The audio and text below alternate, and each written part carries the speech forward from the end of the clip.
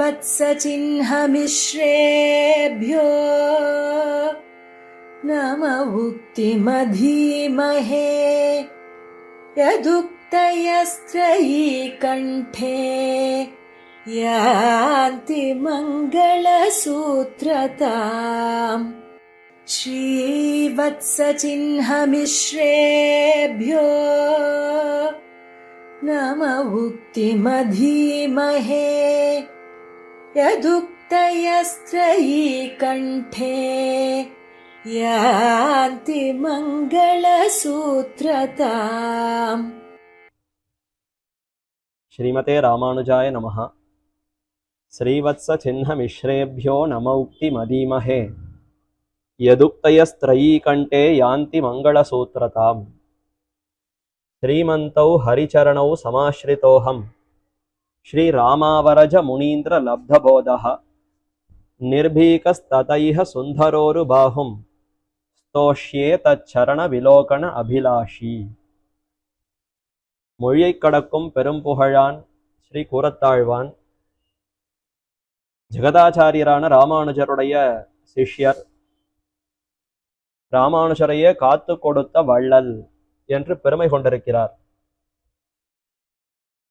சோழ அரசன் சைவனாக மாறி தீவிர சைவனாக விஷ்ணு கோயில்களையெல்லாம் இடிக்கணும், வைஷ்ணவர்களையெல்லாம் துன்புறுத்த வேண்டும், வைஷ்ணவர்களுக்கு தலைவராக இருக்கக்கூடிய ராமானுஜரையே ருத்ரனை காட்டிலும் மேம்பட்ட தெய்வம் இல்லைன்னு அவரிடத்திலிருந்து கையொப்பம் வாங்கி இசைவை பெற வேண்டும் என்று இப்படியெல்லாம் அவன் ஏற்பாடுகளை செய்த போது அந்த ராமானுஜர் இந்த அரசனை நேரடியாக எதிர்கொள்வதுங்கிறது இந்த நேரத்திலே அது வேண்டாம், ராமானுஜருடைய திருமேனிக்கு ஆபத்து நேரலாம், ஆகவே அது கூடாது என்று அவரை இங்கிருந்து தலைமறைவாக மேற்கு பக்கமாக வேறு திக்கிலே நோக்கி சென்று விடவும் என்று சொல்லிவிட்டு ஆழ்வான் கூரத்தாழ்வான் தாமே சந்நியாசமாக காவி வஸ்திரத்தை உடுத்தி கொண்டு திருதண்டங்களை ஏந்தி சோழ அரசனுக்கு அந்த சபைக்கு போய் அரசனிடத்திலே விஷ்ணு பரத்வம் எம்பெருமானுடைய அந்த பெரு மேன்மையெல்லாம் எடுத்து உபதேசித்தார். இப்படிப்பட்ட சிறந்த வைபவம், தன் ஆச்சாரியனுக்கு தொழியும் ஆபத்து வரக்கூடாது, சிரமம் வரக்கூடாது என்பதற்காக தாமே ஆச்சாரியரை போலே அந்த ஸ்தானத்திலே இருந்து சோழ அரச சபையிலே சென்று எம்பெருமானுடைய பெருமைகளை எல்லாம் நிலைநாட்டினார்.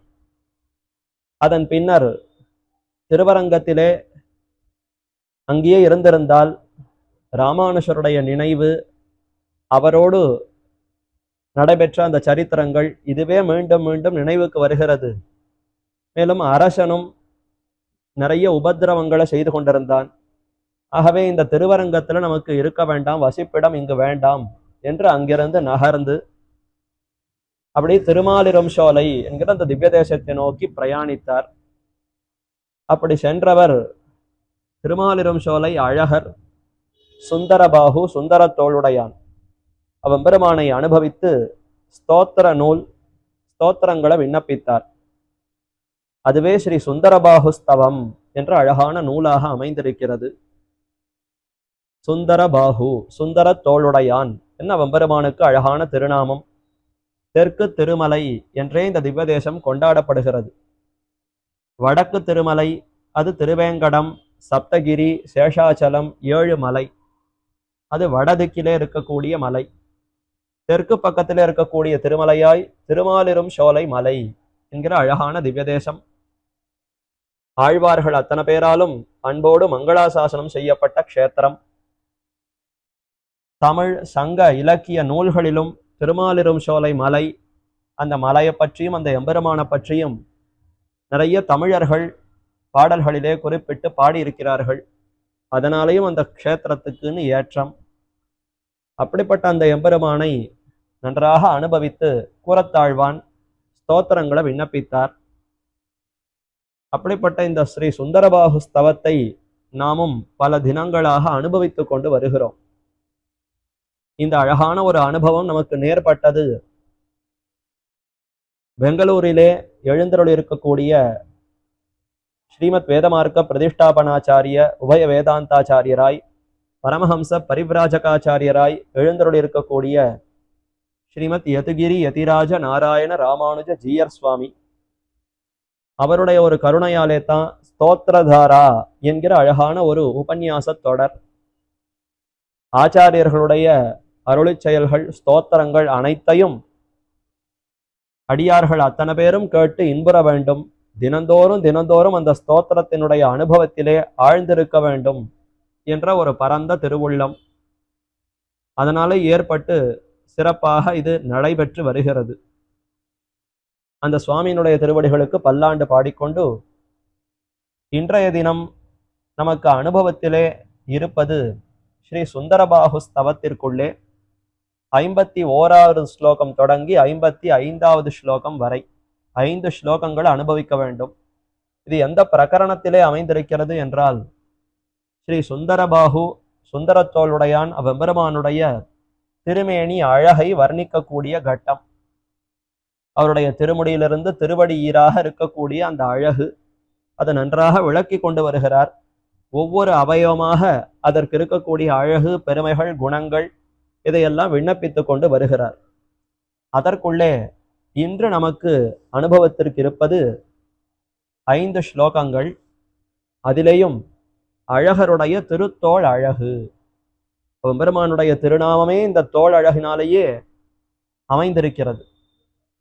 எம்பெருமானுக்கு ஆயிரக்கணக்கான திருநாமங்கள் உண்டு. அதிலே அவனுடைய தோள் அழகு, அந்த மிடுக்கு, அந்த ஆச்சரியமான திவ்யமான அழகு, அதை கொண்டே ஒரு திருநாமம் சுந்தர தோள் உடையான்.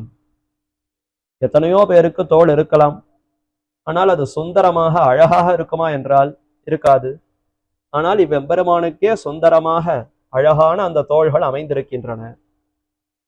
அதிலும் எத்தனையோ திவ்ய தேசங்களிலே எம்பெருமானுக்கு உயர்ந்த அழகான தோள்கள் இருந்தாலும் இவ்வெம்பெருமானுக்கே அந்த தோள் அழகு மிகவும் அதிகம் ஆச்சரியமாக விளங்குகிறது. அதனாலேயே ஆழ்வார்கள் சுந்தர தோளுடையான்னு அழைக்கிறார்கள். சுந்தர பாகு என்று வடமொழியிலே திருநாமம்.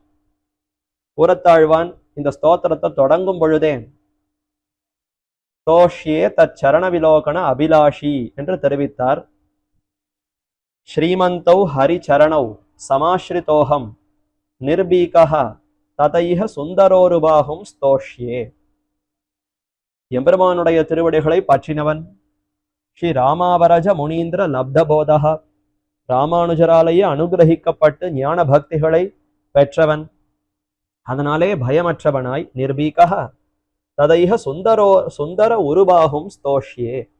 சுந்தரபாகும் உருபாகும், அழகான தோள்கள், நல்ல உருண்டு பருத்து காண்பவர்களுடைய உள்ளத்தையெல்லாம் கொள்ளை கொள்ளக்கூடிய அழகான அந்த திருத்தோள்கள். அப்படிப்பட்ட தோழழகு கொண்டிருக்கக்கூடிய எம்பெருமானை ஸ்துதிக்க தொடங்குகிறேன் என்று தான் தொடங்கினார். அப்ப இந்த ஸ்தோத்திரத்துக்குள்ளேயே ரொம்ப முக்கியமானது எது? சுந்தரத்தோளுடையானுடைய தோளழகை விண்ணப்பிக்கக்கூடிய ஸ்லோகங்கள் தானே. அவனுடைய மற்றைய அவயவங்களுடைய அழகு ஒரு தட்டு, அதிலே அவனுடைய தோளழகு தனி தட்டு. மற்ற அழகுகளோடு இந்த தோளழகை ஒப்பிடும் பொழுது தோளழகே விஞ்சி இருக்கும். ஆஹா, அப்படிப்பட்ட பெருமை கொண்டிருக்கக்கூடிய பெருமானுடைய திவ்யமான தோள்கள், அதனுடைய அழகை நாம் அனுபவிக்க உள்ளோம். புறத்தாழ்வான் 4 ஸ்லோகங்களினாலே அவன் பெருமானுடைய தோளழகை பறக்க விவரிக்கிறார். அதிலே முதலிலே 51வது ஸ்லோகம். மந்தர பிரமண விப்ரமோத்பட்டா சுந்தரஸ்ய விலசந்தி பாஹவஹ இந்திரா சமபிநந்த பந்தனாத் சந்தனா அகரு விலேப பூஷிதாக என்ற 51வது ஸ்லோகம். எம்பெருமானுடைய திருத்தோள்கள் சுந்தரஸ்ய விலசந்தி பாஹவஹா. அழகன் எம்பெருமானுடைய பாஹு தோள்கள் விலசந்தி விளங்குகிறது, பொழிகிறது, பிரகாசிக்கிறது. அழகோடு சேர்ந்து அது ரொம்ப ஆச்சரியமாக அப்படி விளங்குகிறது. சுந்தரஸ்ய பாகவகா விலசந்தி, அழகனுடைய தோள்கள் தானே நன்றாக பிரகாசிக்கும். சாமானியப்பட்டவர்களுடைய தோள்ங்கிறது பிரகாசிக்காது. எப்போ எம்பெருமான் அழகன் என்றே பெயர் கொண்டிருக்கிறானோ அழகனுடைய ஒவ்வொரு அவயவங்களும் அழகு கொண்டிருக்கும். அதிலேயும் இவர் சுந்தர தோளுடையான் சுந்தரபாகுன்னு பெயர் கொண்டிருப்பதினாலே நிச்சயம் அவ்வெம்பெருமானுடைய பாகு தோள்கள் அது அழகு பொலிந்து சேவை சாதிக்கின்றன. எதனாலே இந்த தோள்களுக்கு இத்தனை அழகு வந்தது, அந்த தோள்களுடைய அழகு எப்படி அமைந்திருக்கிறதுன்னு 4 ஸ்லோகங்களிலே விவரிக்கிறார். அதுல இது முதல் ஸ்லோகம். ஏன் 4 ஸ்லோகங்கள் தேவையா என்றால் 400 ஸ்லோகங்கள் கூட பாடலாம் எம்பெருமானுடைய தோல் அழகுக்கு. ஆனால் நம்மாலே அத்தனை ஸ்லோகங்கள் அனுபவிப்பது என்பது இயலாத காரியம். அவ்வளவு ஈடுபடுமா நம்முடைய அறிவு புத்தி என்றால் கஷ்டம். அதனால சுருக்கமா 4 ஸ்லோகங்கள் விண்ணப்பித்தார். அதுல ஏன் 4 என்ற எண்ணிக்கை என்றால் நாள் தோள் அமுது என்று எம்பெருமான் 4 திருக்கரங்களோடு தானே சேவை சாதிக்கிறான். அடியாருடைய உள்ளத்தை கொள்ளுவதற்காக எப்போதும் எம்பெருமான் 4 திருக்கரங்கள் கொண்டவனாகவே சேவை சாதிக்கிறான். நாள் தோள் அமுது கூறாராழி வெண்சங்கேந்தி கொடியேன் பால் வாராய் என்று நம்மாழ்வாரும் பிரார்த்தித்தார். நீ சங்க சக்கரங்களை ஏந்தி கொண்டவனாய் 4 திருக்கரங்களோடு கூடினவனாக சேவை சாதிக்க வேண்டும்.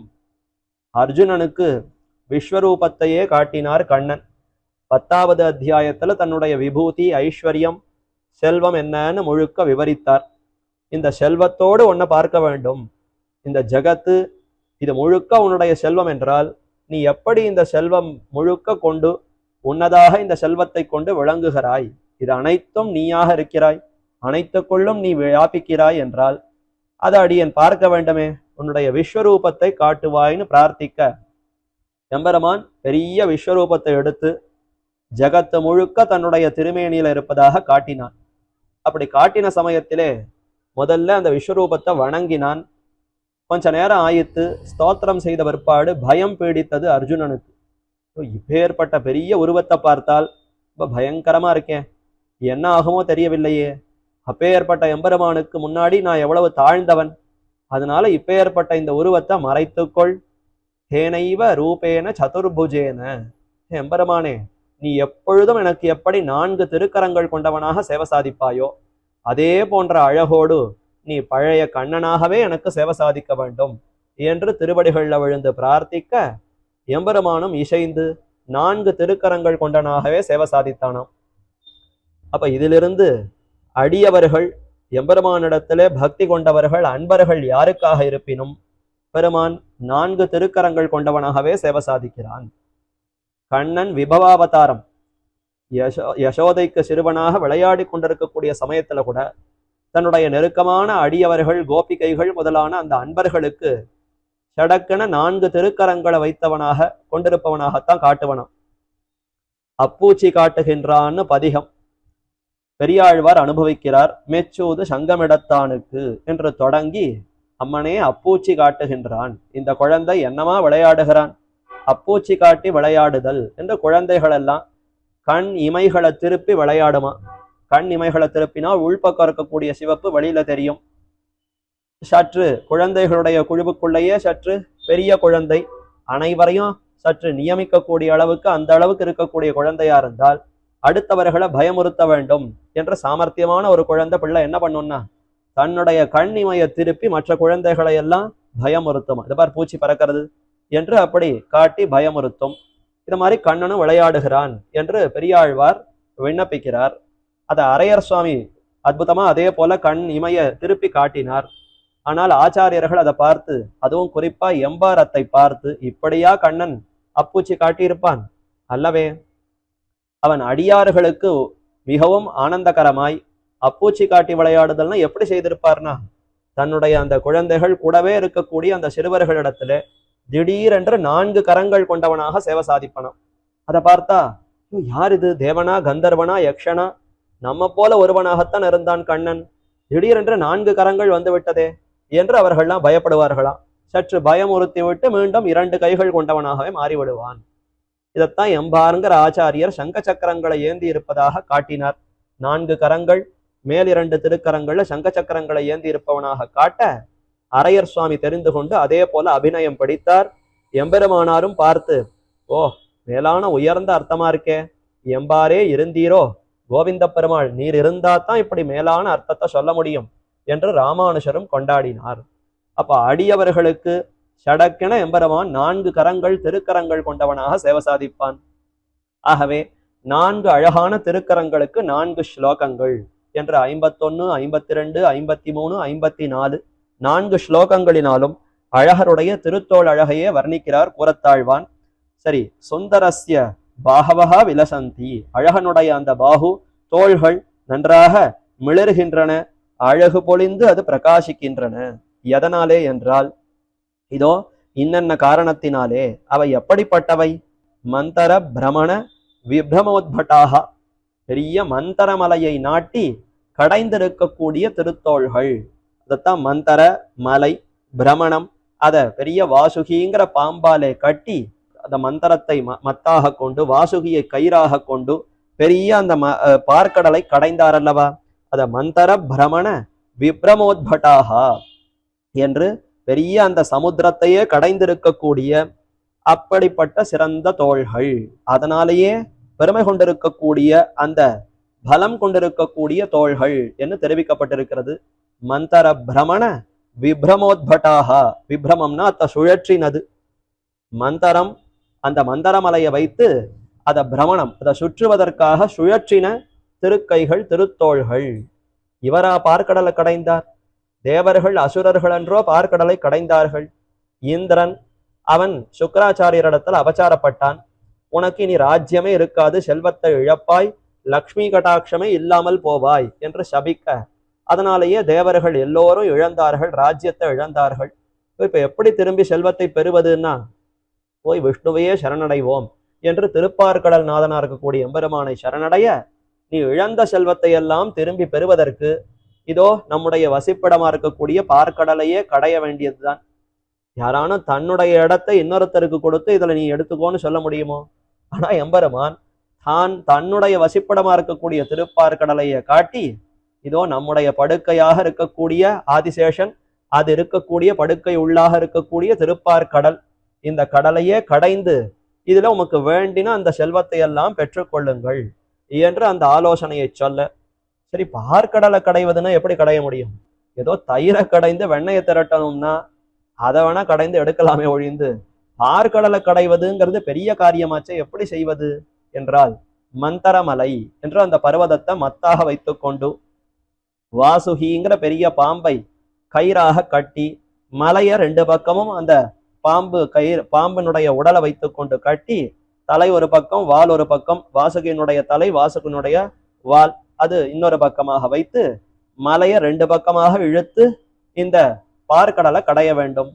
இது எப்படி கடைய முடியும்? ஏற்கனவே தேவர்கள் வலு இழந்தவர்கள், எல்லாத்தையும் இழந்திருக்கிறார்கள். அப்ப இவர்கள் மட்டுமே எப்படி இந்த காரியத்தை செய்ய முடியும்? அதனால எம்பெருமான் சொன்னார், சரி அசுரர்களையும் சேர்த்து வைத்துக் கொண்டு கடையுங்கள், அவர்களிடத்திலையும் போய் கேளுங்கள், வலு இழந்திருக்கிறீர்கள், அதனால இப்ப இன்னொருத்தருடைய அந்த சகாயம் வேண்டி இருக்கு, அந்த அசுரர்களையும் உங்களுடைய சகாயத்தை கூட்டிக் கொண்டு இருவருமாக சேர்ந்து கடையுங்கள் என்று சொல்ல, அசுரர்களிடத்துல கேட்டா நாங்க எப்படி உங்களுக்கு சகாயம் பண்ண முடியும், எங்களுக்கு என்ன ஆதாயம் என்று அவர்கள் கேட்க, பார்க்கடல்ல அமுதம் வரும், அந்த அமுதத்தை நீங்களும் பெறலாம் என்று சொல்லி அவர்களை இசைவித்து கடையுங்கள், பின்னர் பார்த்து கொள்ளலாம்னு எம்பெருமான் சொல்றார். சரி, அப்படியே தேவர்களும் சொல்லி அசுரர்களும் இசைந்து இருவருமாக கடைந்தனர். பார்க்கடலை ஓஹோன்னு 2 பக்கமும் தேவர்களும் அசுரர்களும் கடைகிறார்கள். கொஞ்ச நேரம் ஆச்சு.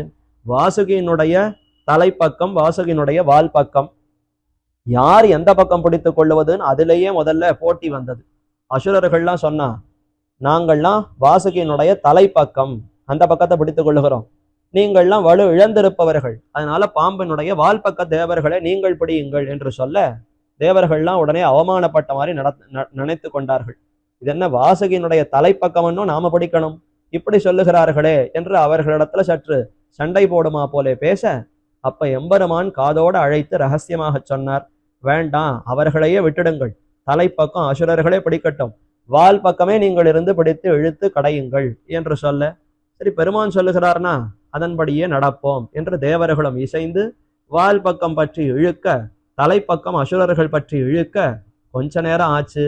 வாசுகியினுடைய வாயிலிருந்து விஷமா கக்கித்து, அதை போட்டு இழுன்னு இழுத்தா அது உடலிலிருந்து நச்சு விஷம் எல்லாம் வெளியில வந்தது. அந்த நச்சு புகை விஷத்தினாலேயே பாதி அசுரர்கள் மயங்கி விழுந்தார்கள், பிராணனே போயிற்று. அப்பதான் புரிந்தது தேவர்களுக்கு, ஓ இதிலிருந்து நம்மை காப்பதற்குத்தான் எம்பெருமான் இப்படி ஆலோசனை சொல்லி இருக்கிறார் போலும். நாம தலைப்பக்கம் இருந்தால் நம்முடைய பிராணனும் போயிருக்கும், எம்பெருமான் எப்படியெல்லாம் நம்மை காக்கிறார் என்று அப்படி தெரிந்து கொண்டு மேலே கடைய தொடங்கினார்கள். இந்த பக்கம் அசுரர்கள் கொஞ்சம் கொஞ்சமா குறைந்து போக, தேவர்களுக்கும் பலம் இழந்து போக ஒன்றும் முடியவே இல்லை.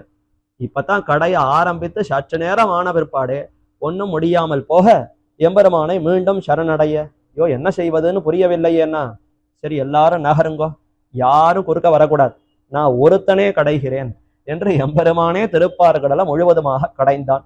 அண்ணல் செய்து அலகடல் கடைந்து அமுதில் வரும் பெண்ணமுதுண்ட எம்பெருமானே என்று திருமங்கையாழ்வார் தெரிவிக்கிறார். 1000 தோளால் அலகடல் கடைந்தான் அரங்கமாநகர் அமர்ந்தானே என்று மற்றொரு பாசுரம். பெருமான் 1000 திருக்கரங்கள் கொண்டவனாக மாறினானாம். சஹசிரசீருஷா புருஷா சஹசிராட்ச சஹசிரபாத் சபூமிம் விஸ்வதோ விஸ்வான்னு புருஷ சூக்தம் தெரிவிக்கிறதா. ஆக அப்படி ஆயிரக்கணக்கான திருத்தோள்கள் கொண்டவனாக மாறி அந்த எம்பெருமான் திருப்பார்கடல்லையே ஒரு பக்கம் அமர்ந்து கொண்டு வாசுகியினுடைய அந்த உடலை பற்றி கடகடன்னு கடைந்தார். இப்ப அந்த மந்திரமலையை வைத்து கடைய கடைய ஒவ்வொன்றா பிறந்ததாம். அதிலிருந்து பல பொருள்கள் வெளிவந்தன. ஒவ்வொன்றா விஷம் வந்தது, உச்சை சிரவஸ்ங்கிற குதிரை வந்தது, காமதேனுங்கிற பசு வந்தது. இப்படி சூரியன் சந்திரன் ஒவ்வொருத்தரா தோன்றினார்கள். ஒவ்வொன்றா தோன்ற இறுதியாக அமிர்த கலசம் என்று தன்வந்தரி என்கிற பகவான் எம்பெருமானே தன்வந்திரியாக அவதரித்து அமிர்த கலசத்தை எடுத்து வந்தார். அதுக்கப்புறமும் எம்பெருமான் கடைந்து கொண்டே இருந்தான். அமுதமே வந்துடுத்து, இன்னும் எதற்கு கடைகிறீர்னா, இது உங்களுக்கு இந்த அமுதத்தில் வரும் பெண்ணமுதாக இதை காட்டிலும் இனிமை கொண்டிருக்கக்கூடியவள் மகாலட்சுமி அவதரிக்கணுமே, அவள் அவதாரத்துக்காகவன்னோ நாம கடைகிறோம். ஏதோ உங்கள் காரியம்னு நீங்கள் நினைத்து கொண்டிருக்கலாம், ஆனால் இது நம்முடைய காரியம். தன் காரியத்தை தானே செய்து கொண்டாராம். உலகத்தவர்களுக்கு காரியம் செய்கிறேன்னு பேர் வைத்துக் கொண்டு எம்பெருமான் நன்றாக இந்த பார்க்கடலை கடைந்தது எதற்குன்னா, ஓ இதிலிருந்து மகாலட்சுமி அவதரிக்க போகிறாள், அவள் அவதரித்து அவளுடைய கட்டாட்சம் தேவர்களின் பேர்ல விழணும், அதுக்கப்புறம் தான் அவர்களுக்கு அந்த ராஜ்யம் சொர்க்கப்பட்டனம் எல்லாம் கிடைக்க போறது.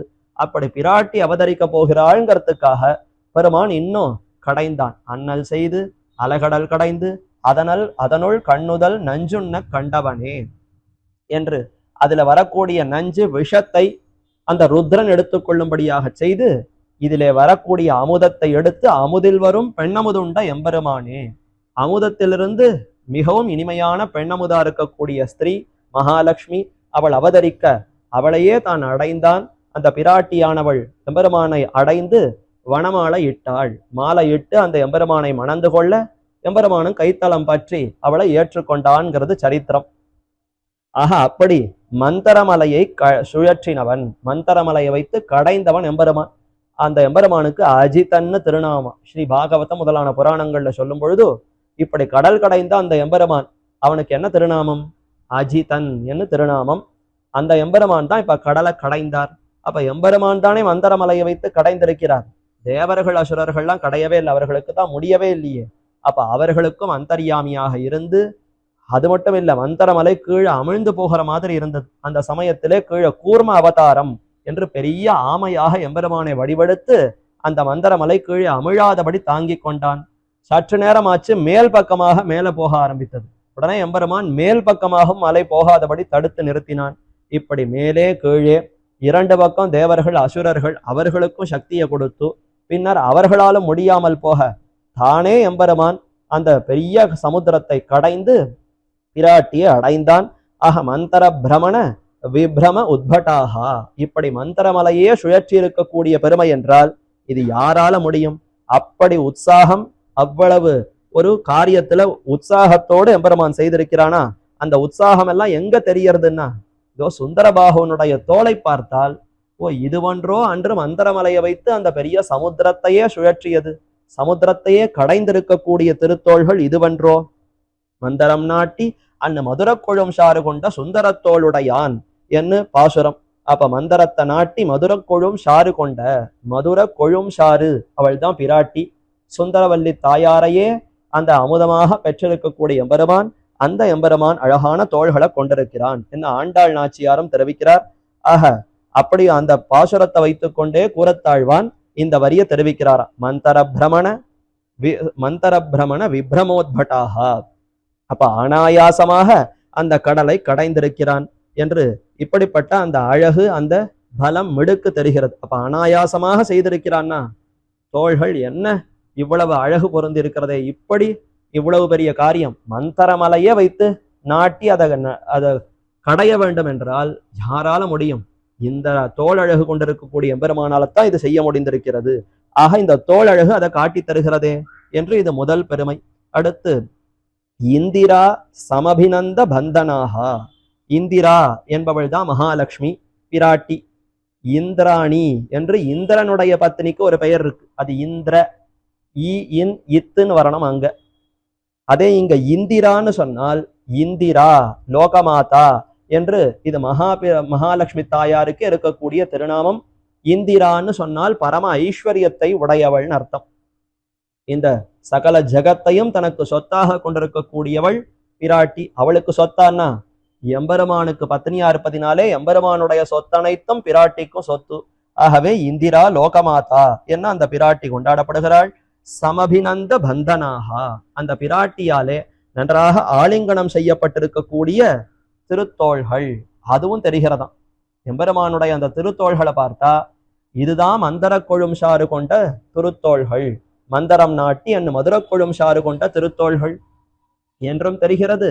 அடுத்து அந்த திருப்பார்கடல்ல உதித்திருக்கக்கூடிய பிராட்டியாலேயே ஆலிங்கனம் செய்யப்பட்ட அழகான திருத்தோள்கள் என்று அதுவும் தெரிகிறது. பிரஹர்ஷயந்தம் மகிஷீம் மகாபுஜம் என்று ஸ்தோத்திர ரத்னத்துல ஆளவந்தாரும் தெரிவிக்கிறார்.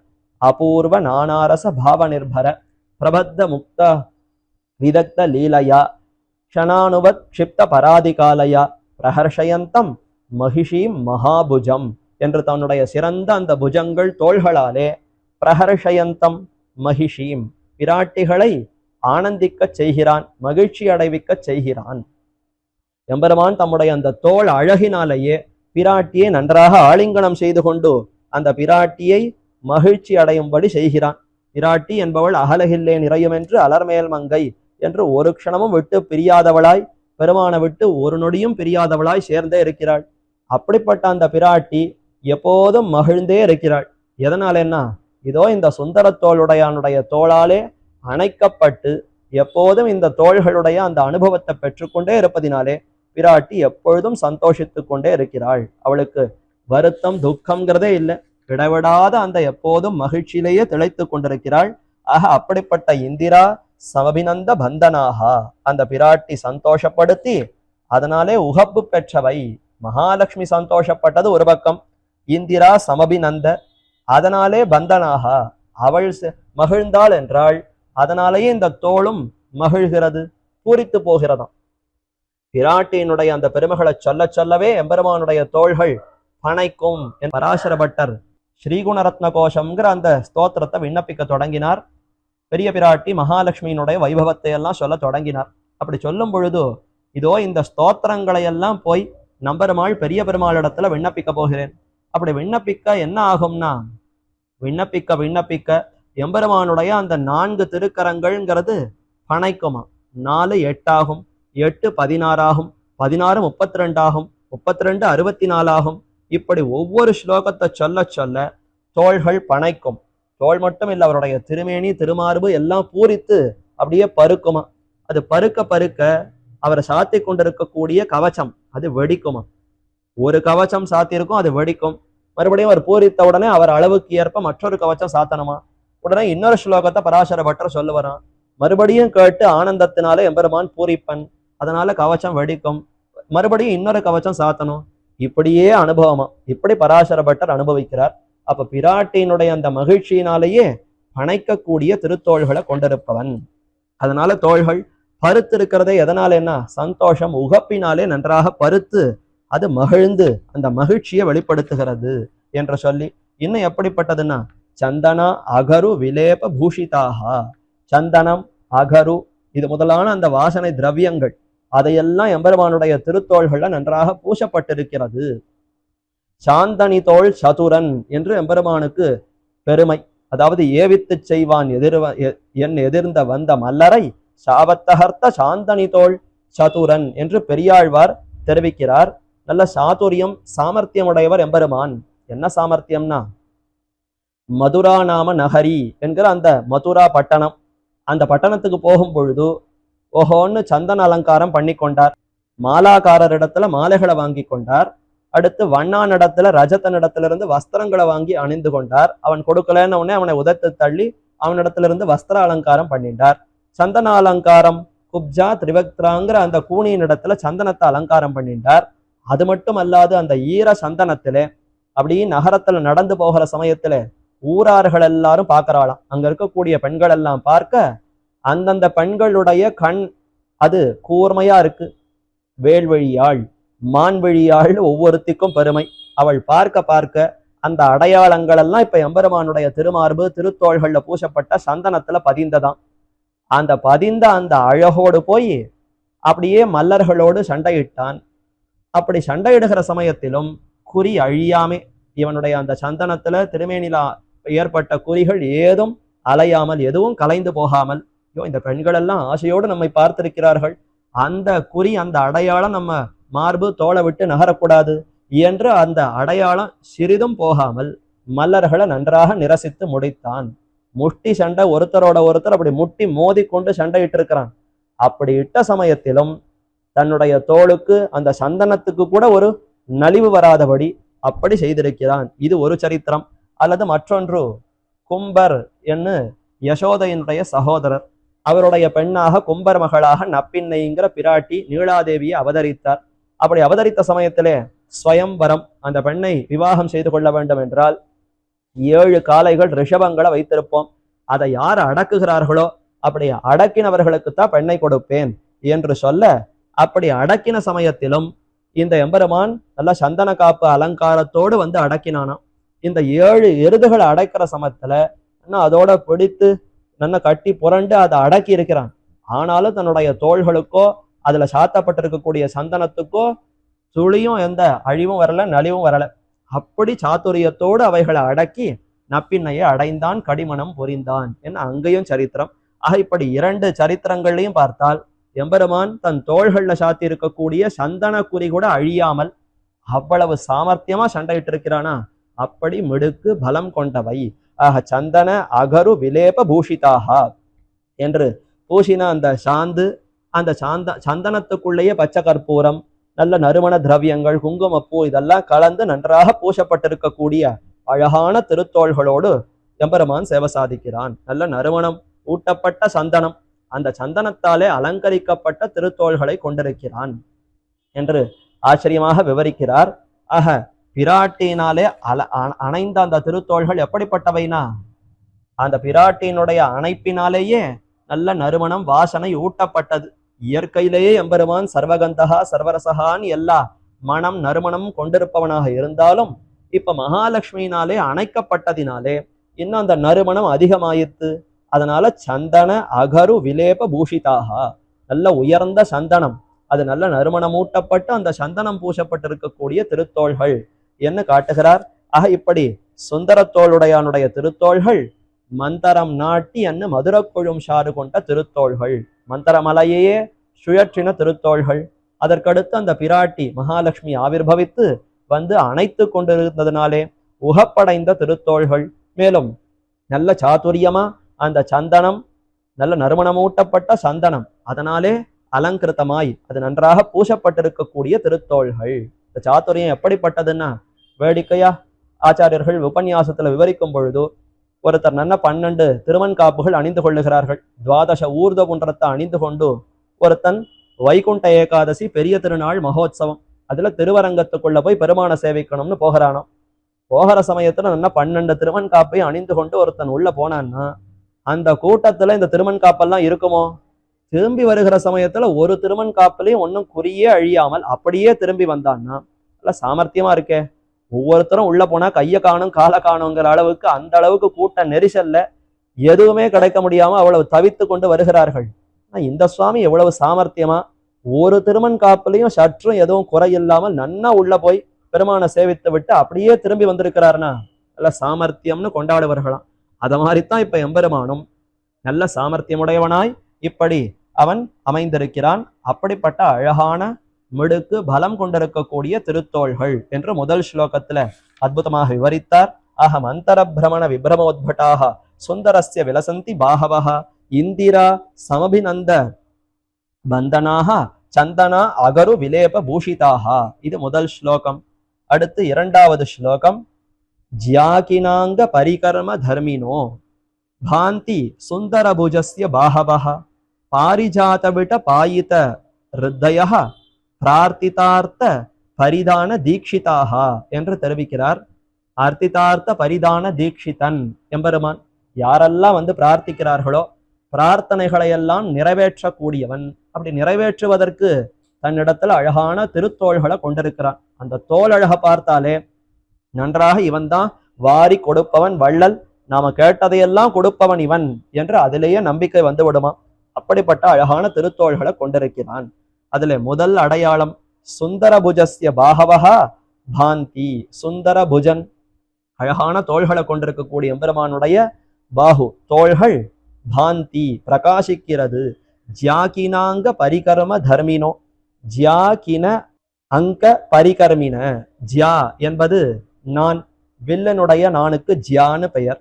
ஜியாகின அதனாலேயே ஏற்படுத்தப்பட்ட, அங்க அடையாளம், பரிகர்ம தர்மினகா அதனாலேயே எம்பெருமானுடைய தோள் அந்த தழும்போடு அந்த அழகோடு மிளர்கிறது. ஜியாகினாங்க பரிகர்ம தர்மினகா அதையே தர்மமாக கொண்டு எம்பெருமான் விளங்குகிறான். அப்படின்னா அதுவே அவனுக்கு விசேஷனம், அடையாளமா இருக்கான். எம்பெருமானுடைய திருத்தோள்கள் எப்படி இருக்குன்னா ஒரே தழும்பேறி கிடக்கிறது. என்ன தழும்பு அப்படின்னா ஜியாகின வில், சார்ங்கம்ங்கிற உயர்ந்த வில்லை எம்பெருமான் கொண்டிருக்கிறான். சார்ங்கம் என்னும் வில்லாண்டான் தன்னை வில்லிபுத்தூர் விட்டு சித்தன் விரும்பிய சொல் என்று பெரியாழ்வாரும் பல்லாண்டு பாடும் பொழுது இவன் எப்படிப்பட்டவன்னா சார்ங்கம் என்கிற வில்லை ஆண்டவன் என்று அந்த வில்ல நன்றாக ஆட்சி புரிபவன். அந்த வில்ல ஆளும் திறமை எம்பெருமானுக்கே உண்டு என்று தெரிவிக்கிறார். அப்படி அந்த வில்லை தன்னுடைய தோள்கள்ல அவன் வைத்துக் கொண்டிருக்கிற சமயத்திலே அந்த வில்லினுடைய நான் கயிறு அது பட்டு பட்டு அப்படியே சொரசொரப்பா இருக்குமா எம்பெருமானுடைய திருத்தோள்கள். சரி, அது என்ன ஒரு தோள் தானே அப்படி இருக்கும்? வில்லை எடுத்து ஏதோ ஒரு தோல்ல மாட்டிக்கொண்டிருப்பார்.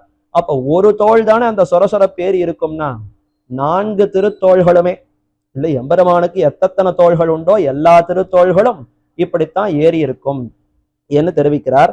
அதனால ஜ்யாகின அங்க பரிகர்ம தர்மினஹா என்று எம்பெருமானுடைய 4 தோள்களுமே இப்படித்தான் அந்த ஜ்யாகினம் அதாவது சார்ங்கம் வில்லனுடைய நான் பட்டு சுரசுரப்பேறி இருக்கும். இதே போலத்தான் ஆளவந்தார் தெரிவிக்கும் பொழுதும் சகாசதம் ஜ்யாகின கர்கஷைஹி சுபைஹி சதுர்பிராஜானு விலம்பி பிர்புஜைஹி பிரியாவதம்ச உத்பல கர்ணபூஷண ஸ்லதாலகாபந்த விமர்த்த சம்சிபிஹி என்று தெரிவிக்கிறார்.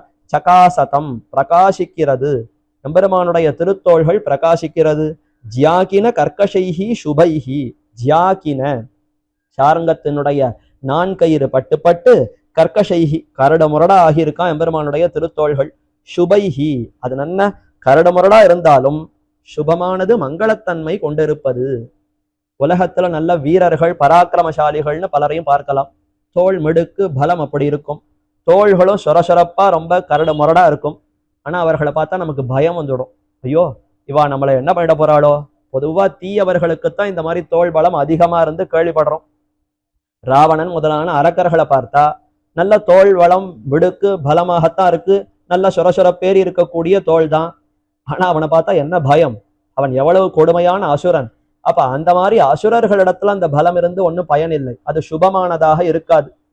அப்ப அசுரர்கள் அரக்கர்கள் போன்றவர்களிடத்துல ஜியாகின கர்கஷ இருக்கலாம், அதாவது வில்லினுடைய அந்த நான் கயிறு பட்டு பட்டு சுரசுரப்பேறி இருந்தாலும் அது சுபமானதாக இருக்கலாமான்னு கேட்டால் மங்களத்தன்மை வாய்ந்ததாக இருக்காது, நன்மையை அளிக்காது. ஆனால் எம்பெருமானுடைய திருத்தோள்கள் அது வில்லினுடைய அந்த கயிறு நான் கயிறு பட்டு பட்டு சுரசுரப்பேறி கரடுமுரடாக இருந்தாலும் நமக்கு மங்களத்தன்மையை கொடுப்பவை. சுபைஹின்னு அங்க ஆளவந்தார் தெரிவித்தார். அதே போலத்தான் இங்க கூறத்தாழ்வான் ஜ்யாகின அங்க பரிகர்ம தர்மினஹா என்று. அப்படி எம்பெருமானுடைய திருத்தோள்கள் நன்றா அந்த சுரசுரப்பேரி காணப்படுகிறது என்று தெரிவிக்கிறார். அதை ஏன் இங்க விண்ணப்பிக்கிறார்னா பிராட்டிக்கு இப்படி இருந்தாதான் பிடிக்குமா. ரொம்ப மென்மையா வழவழன்னு ஒண்ணுமே இல்லாமல் அப்படி நம்ம பார்ப்பதற்கே மென்மையா இருக்கக்கூடிய திருத்தோள்களா இருந்தா பிடிக்கவே பிடிக்காது. ஆசிரித்தர்களுடைய ரட்சணத்துல எம்பெருமான் ஒருபடிப்பட்டு அதிலேயே தன்னை எப்பொழுதும் ஈடுபடுத்தி இருக்கணும். அதனால எப்பொழுதும் வில்ல ஏந்தி நாண ஏந்தி இதோ எந்த அடியவர்களுக்கு எங்க ஆபத்தா இருந்தாலும் நான் போய் உடனே அதை ரட்சிக்கிறேன், அவர்களை காக்கிறேன்னு பெருமான் அப்படி அதுல முற்பட்டவனா இருந்து அப்படி போர் செய்து செய்து தழும்பேறி இருக்கணுமா. வீர பத்தினிகள்னு சொன்னா வீரனை எப்படி அவர்கள் பார்க்கணும்னு ஆசைப்படுவா. வீரனுடைய பத்தினி வீரனுடைய தோல்ல அந்த மாதிரி சுரசுரப்பு இருந்தாதான் அணைத்துக் கொள்ளுவலாம். இல்லைன்னா நீ வீரனே இல்லை, உன்னை எதுக்கு நான் அணைத்துக் கொள்ள வேண்டும்னு சொல்லி விடுவலாம். அது மாதிரி இப்ப எம்பெருமான் வீரன், அவன் பராக்கிரமசாலின்னு காட்டணும்னா நன்னா அந்த சொரசொரப்பு ஏறினா அந்த தழும்பு இருக்கக்கூடிய தோள்களாக இருக்க வேண்டும். அதத்தான் முதல் திருவந்தாதி அதுல பொய்கை ஆழ்வார் காட்டினார். தழும்பிருந்த சார்கனான் தோய்ந்தவாம் அங்கை என்று எம்பெருமானே உன்னுடைய திருமேனி முழுக்க தழும்பா இருக்குன்னார். முதல் பாசுரத்துல சொன்னார் உன்னுடைய தழும்பு இடுப்புல இருக்கக்கூடிய தழும்பு அது எல்லாரும் பார்க்கும் விதத்துல இருக்கே, நீ தாமோதரனா எளியவனா இருக்கியே என்று சொன்னாராம். உடனே பெருமாள் பார்த்தார், இடுப்பை மறைச்சுண்டாராம். ஐயோ இந்த தழும்பு எங்கேயானு தெரிஞ்சு அதனால தான் இவர் சொல்றார் இனி யாருக்கும் வெளிப்படுத்த வேண்டாம்னு மறைக்க பார்த்தாராம். இன்னும் ஒரு தழும்ப நீ மறைக்க பார்க்கலாம், உடல் முழுக்க தழும்பா இருந்தா எப்படி மறைக்க முடியும்? உன் திருமேனி முழுக்க தழும்பா தான் இருக்கு. அப்படியா, என்ன தழும்பு இருக்குன்னா அதைத்தான் அடுத்து சொல்றார். தழும்பிருந்த சார்ங்கனான், உன் தோளை பாரு, சார்ங்கத்தினுடைய அந்த கயிறு பட்டு பட்டு தழும்பேறி போயிருக்கு. தோய்ந்தவாம் அங்கை, அழகிய அந்த கைகள் அதுவும் சொரசொரப்பா இருக்கான். அம்பை எடுத்து எடுத்து விட்டு விட்டோ இல்ல ஆயுதங்களை பிரயோகித்தோ இந்த மென்மையான அந்த திருக்கைகள் அது அப்படியே இப்ப கரடு முரடா சொரசொரப்பா ஏறி இருக்கு, அது ஒரு தழும்பா இருக்கு என்று உன் திருமேனி முழுக்க தழும்பா இருக்கே என்ன அந்த பாசுரத்தில் தெரிவித்தார். அப்ப ஜியாகின அங்க பரிகரம தர்மினஹா, இப்படி இருந்தாதான் பிராட்டிக்கு பிடிக்குமா. சீதா பிராட்டி ராமரை ஆலிங்கனம் செய்து கொள்ள வேண்டும் என்றால் பிராட்டி அந்த தோள்களை தடவி பார்ப்பலாம். என்ன சொரசொரப்பா இருக்கா, கரடு மரடா இருக்கா, யுத்தம் பண்ணி அசுரர்களை எல்லாம் ஜெயித்து அடியவர்களை ரட்சித்திருக்கிறானா ராமன் என்று அதை பார்த்து ஆனந்தப்பட்டுத்தான் பர்த்தாரம் பரிசஸ்வஜே என்று அணைத்துக் கொள்ளுகிறான். தண்டகாரண்யத்துல ரிஷிகள் எல்லாம் சரணடைந்தார்கள், எங்களுடைய அந்த துக்கத்தை போக்கணும், அசுரர்கள் எல்லாம் ஒரே ஹிம்சை பண்றா, ஒழுங்கா யாகங்களை செய்ய முடியல, தபஸோ தியானமோ எதையும் செய்ய முடியல என்று அவர்களெல்லாம் பிரார்த்திக்க சரி செய்கிறேன் என்று ராமன் வாக்குறுதி கொடுத்தான். 10 வருஷம் உருண்டோடித்து ஒண்ணுமே செய்யவே இல்லை. அப்ப சீதா பிராட்டியே ஒரு கதையை சொல்லி நீ அவசியம் போய் இவர்களை ரட்சிக்க வேண்டும்னு தூண்டினாள். சரின்னு ராமன் புறப்பட்டான். என் வார்த்தையை ஒரு நாளும் நான் விடமாட்டேன், என் பிரதிஜை என்னுடைய சபதத்தை நான் பொய்யாக்க மாட்டேன், அவசியம் போய் அந்த அரக்கர்களை முடித்து ரிஷிகளை ரட்சிக்கிறேன்னு தெரிவித்தார். அப்படி ராட்சசர்களோடு சண்டை நேர்ந்தது. கரன் தூஷணன் முதலான அரக்கர்கள் 14,000 அரக்கர்களையும் ஏகஸ்துராமோ தர்மாத்மான்னு ஒரு பக்கம் ராமன் ஒருவன், மற்றொரு பக்கம் அரக்கர்கள் கூட்டம் 14,000 பேரு, அத்தனை பேரையும் ஒருவனாக நின்று தனி ஒருவனாக முடித்தான். தம் திருஷ்டுவா சத்ருஹந்தாரம் மகரிஷீனாம் சுகாபகம் பபுவ ஹிருஷ்டா வைதேகி பர்த்தாரம் பரிசஸ்வஜே என்ன சீதா பிராட்டி மிகுந்த ஆனந்தப்பட்டு என்னமா ரிஷிகளை ராமன் காத்தான் என்று அந்த தோள்களை ஆற தழுவி இந்த தோளன்றவோ அந்த அரக்கர்களை எல்லாம் முடித்தது, என்ன அழகா சொரசொரப்பேறி இருக்குன்னு அந்த தோள்களை தழுவி அணைத்து கொண்டாளாம் சீதை என்று ராமாயணத்துல வால்மீகியும் தெரிவிக்கிறார்.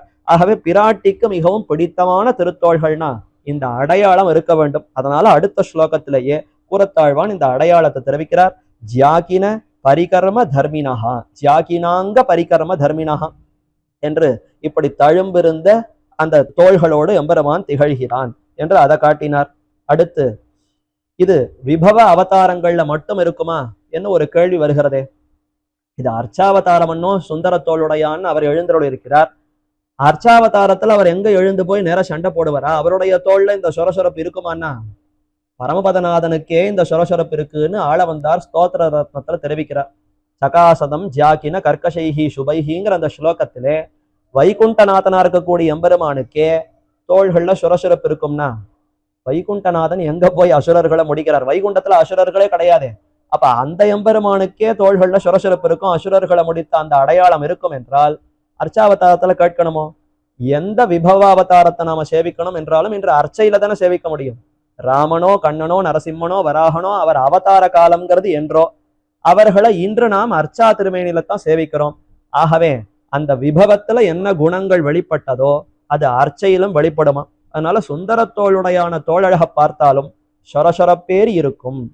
அந்த கரடுமுரடா அந்த அடையாளம் ஜியாக்கின அந்த சார்ங்கத்தினுடைய நான் கயிறு பட்டு பட்டு அந்த சொரசொரப்பேரித்தான் அமைந்திருக்கும்.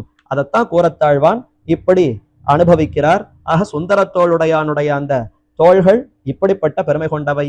பாந்தி சுந்தரபுஜஸ்ய பாகவகா, அதனாலேயே பிரகாசிக்கிறது. அடியார்களை எல்லாம் ரட்சிப்பதற்காக பெருமான் இப்படி எப்போதும் வில்லும் கையுமா இருக்கார். அதனால தான் 4 திருக்கரங்கள் 4 தோள்கள்லையும் இந்த அடையாளம் இருக்கான். அர்ஜுனன் சவ்யசாச்சின்னு கொண்டாடப்படுகிறான். 2 கைகளாலையும் அவன் வில்ல எடுத்து அம்பு போட்டுவானான். இடது கையிலையும் வில்ல வைத்துக்கொண்டு வலது கையால அம்பு போட்டுவான். வலது கையில வில்ல வைத்துக்கொண்டு இடது கையால அம்பு போட்டுவான். சாமானிய உன அர்ஜுனனே 2 கையாலையும் யுத்தம் பண்ணுவதற்கு சாமர்த்தியம் உடையவன்னு சொன்னா, பராத்பரனான எம்பெருமானுக்கு 4 கரங்களால யுத்தம் பண்ணுவதற்கு சாமர்த்தியம் இருக்காதோ? அதனால அவருடைய 4 தோள்கள்லையுமே இந்த வில்லனுடைய கயிறு நான் பட்டு பட்டு சுரசுரப்பேரி அமைந்திருக்கும் என்றுதான் காட்டுகிறார். ஆக இப்படிப்பட்டவை அந்த எம்பெருமானுடைய திருத்தோள்கள். அடுத்து பாரிஜாத விட பாயித ருத்தயா, பாரிஜாத விட பாயித ருத்தயா, அதாவது பாரிஜாத மரம் தேவலோகத்தில் இருக்கக்கூடிய கற்பக மரம். அந்த கற்பக மரத்தினுடைய கிளைகளோ இவை. கற்பகம் பனைத்தாற் போலே பெருமானுடைய அந்த திருத்தோள்கள் 4 கிளைகளை போல இருக்கும். ஒரு மரம் அப்படி இருக்கு, அதுல 4 கிளைகள் அப்படி பனைத்து 4 பக்கம் அப்படி விரிந்திருந்தா எப்படி இருக்கும்? அது மாதிரித்தான் பெருமானுடைய அந்த திருவுருவம் அழகா இருக்கு. அவரோ பச்சைமா மலை போல் மேனி பவளவாய் கமலச்செங்கன் என்ன பச்சை பசேல்னு அந்த மரம் இலைகளை போலத்தான் அவருடைய திருமேனி இருக்கு. அப்ப அதுல 4 கிளைகள் போத்தா போலே 4 திருக்கரங்கள் அமைந்திருக்கின்றன என்று பாரிஜாத விட பாயித ருத்தயா, அந்த சமிருத்தி கற்பக மரத்தினுடைய அந்த கிளைகளை போல சமிருத்தி செல்வமுடைத்தது. கற்பக மரம் எப்பேற்பட்டது? கேட்பவர்களுடைய பிரார்த்தனைகளை எல்லாம் நிறைவேற்றுவது. ஆனா ஒண்ணு செய்யாது. நீ என் வீட்டு புழக்கடைக்கு வானா அது வராதே.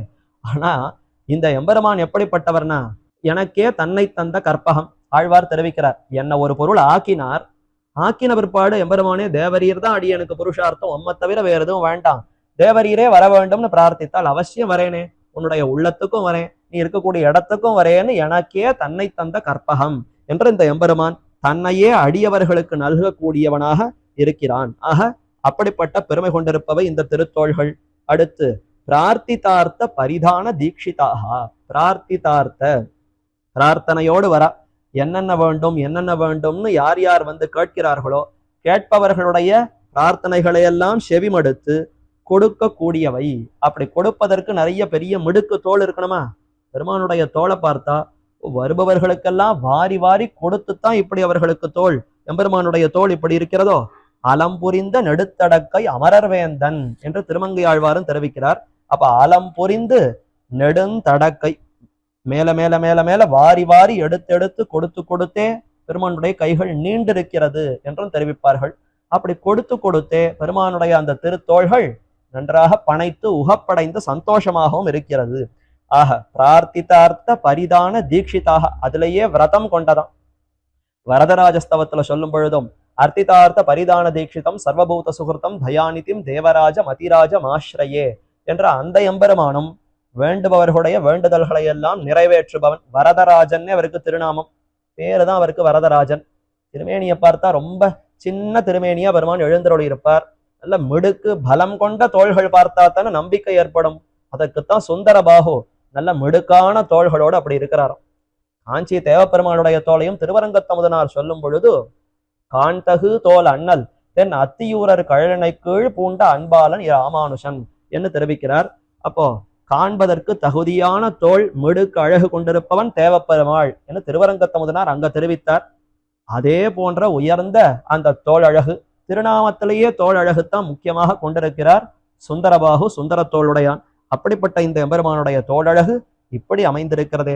அப்ப வருபவர்களுக்கெல்லாம் வாரி கொடுக்கக்கூடியதிலேயே விரதம் கொண்டதாக இருக்கக்கூடிய திருத்தோள்கள் விளங்குகிறது, பிரகாசிக்கிறதுன்னு அடுத்து 52வது ஸ்லோகத்துல சாதித்தார். ஜாகினாங்க பரிகர்ம தர்மினோ பாந்தி சுந்தர புஜஸ்ய பாகவஹ பாரிஜாத விட பாயிதர பிரார்த்திதார்த்த பரிதான தீட்சிதாக. இனிமேலே 53வது ஸ்லோகம். இதுவும் அழகருடைய திருத்தோள்களுக்கே. 4 திருத்தோள்கள்னு எம்பெருமானுக்கு அமைந்திருப்பதினாலே 4 ஸ்லோகங்களினாலே 4 திருத்தோள்களையும் வர்ணிப்போம் என்று மீண்டும் அந்த திருத்தோள்களையே வர்ணிக்கிறார்.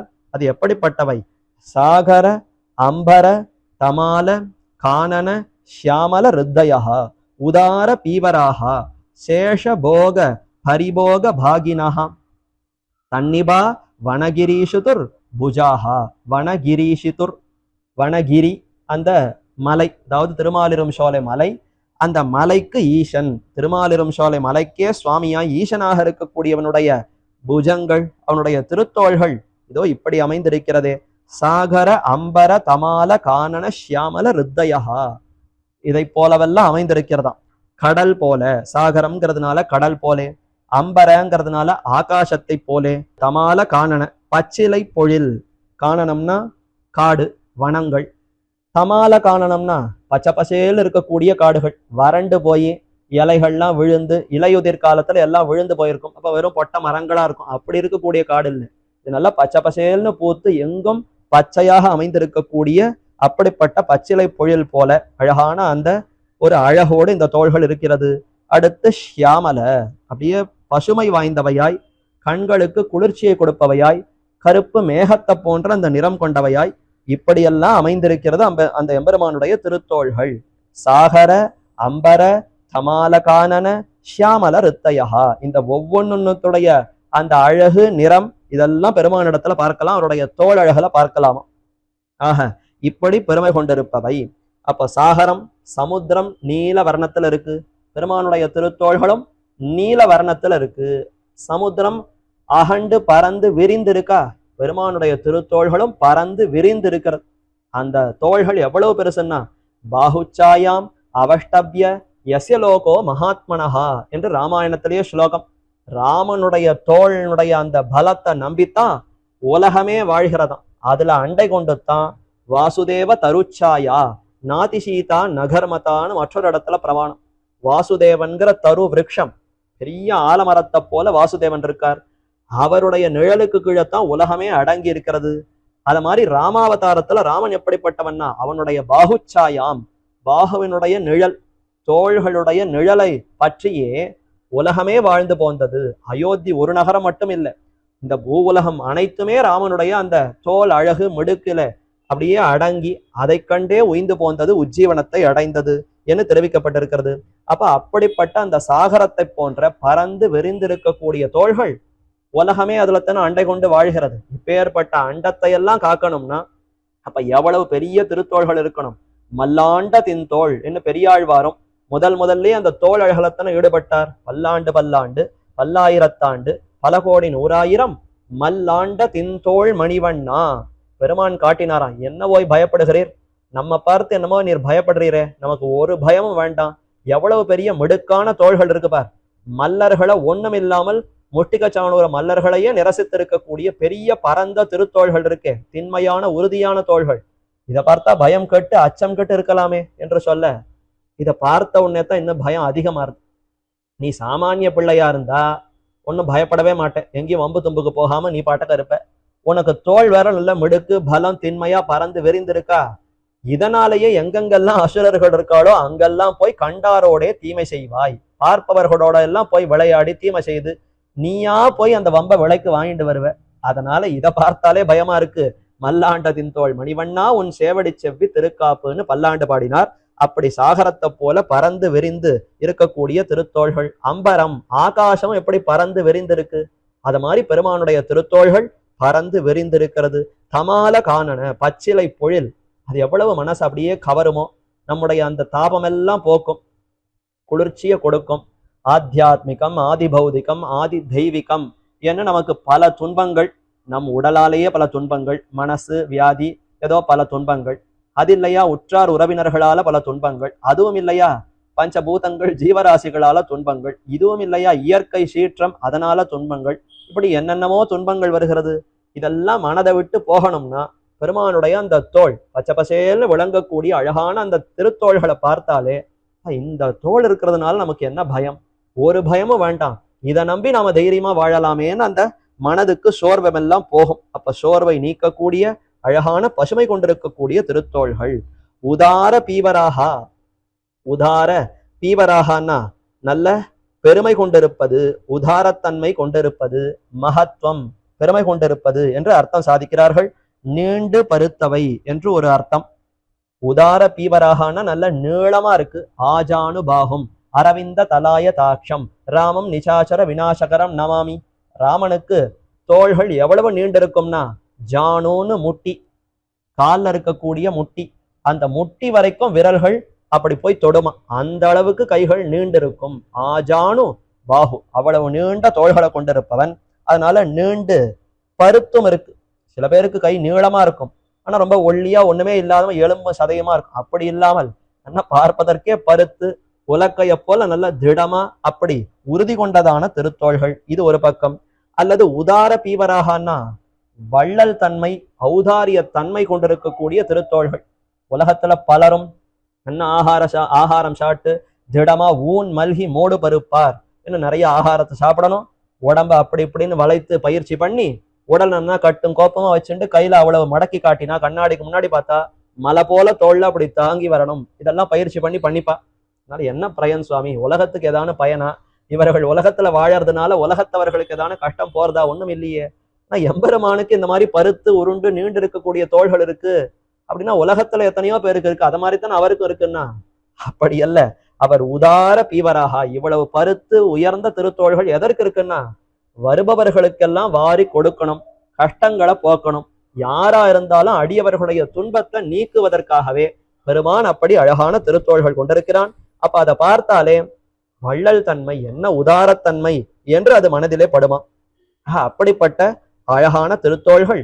சேஷபோக பரிபோக பாகினஹா தன்னிபாகா, சேஷபோக பரிகோப பாகினஹா. ஆதிசேஷ படுக்கையிலே இந்த தோள்கள் அப்படியே பறந்து விரிந்து வைத்துக் கொண்டு எம்பெருமான் சயனிக்கிறான். அதைத்தான் அழகா தெரிவிக்கிறார். திருவனந்தாழ்வானுடைய திருமேனிக்கு மேலே கிடந்து ஆனந்த அனுபவம் செய்யக்கூடிய திருத்தோள்கள். பெருமான் மகிழ்கிறாரா, தோள்கள் மகிழ்கிறதான்னா பெருமான் மகிழ்வதை விட அவருடைய திருத்தோள்களே மகிழ்கிறதோ என்னமோ. ஏன்னா அவருடைய திருமேனியில நிறைய இருப்பது தோள்கள் தானே. அவர் திருமேனின்னு பார்த்தா 2 திருவடி, ஒரு திருமுகம், ஒரு 2 திருக்கண்கள், திருமூக்கு, திருவாய், இவ்வளவுதான் இருக்கு. ஆனா திருமார்பில பக்கத்துல 4 திருக்கரங்கள்னு இந்த பக்கம் 2 அந்த பக்கம் 2ன்னு பறந்து விரிந்திருப்பதினாலே ஆதிசேஷனுடைய படுக்கையில நிறைய இடத்தை எது எடுத்துக்கொள்ளுகிறதுன்னா இவருடைய திருத்தோள்களே நன்றாக எடுத்துக்கொள்ளுகிறது. அதைத்தான் ஆழ்வாரம் சொல்லும் பொழுது 1000 தோள் பரப்பி முடியாயிரம் இன்னிலக 1000 பைந்தலைய அனந்தசேனன் ஆளும் மலை மாதிரும் சோலையதேன்னு பெரியாழ்வாரும் பாடினார். 1000 தோள் பரப்பி, இங்கேயாவது 4 திருக்கரங்கள்னு பாசுரத்துல ஸ்லோகத்துல இருக்கு. ஆனா எம்பெருமான் 1000 தோள்களையுமே ஆதிசேஷனுக்கு மேலத்தான் அப்படியே விரித்து வைத்துக் கொண்டு சயனிக்கிறாராம்.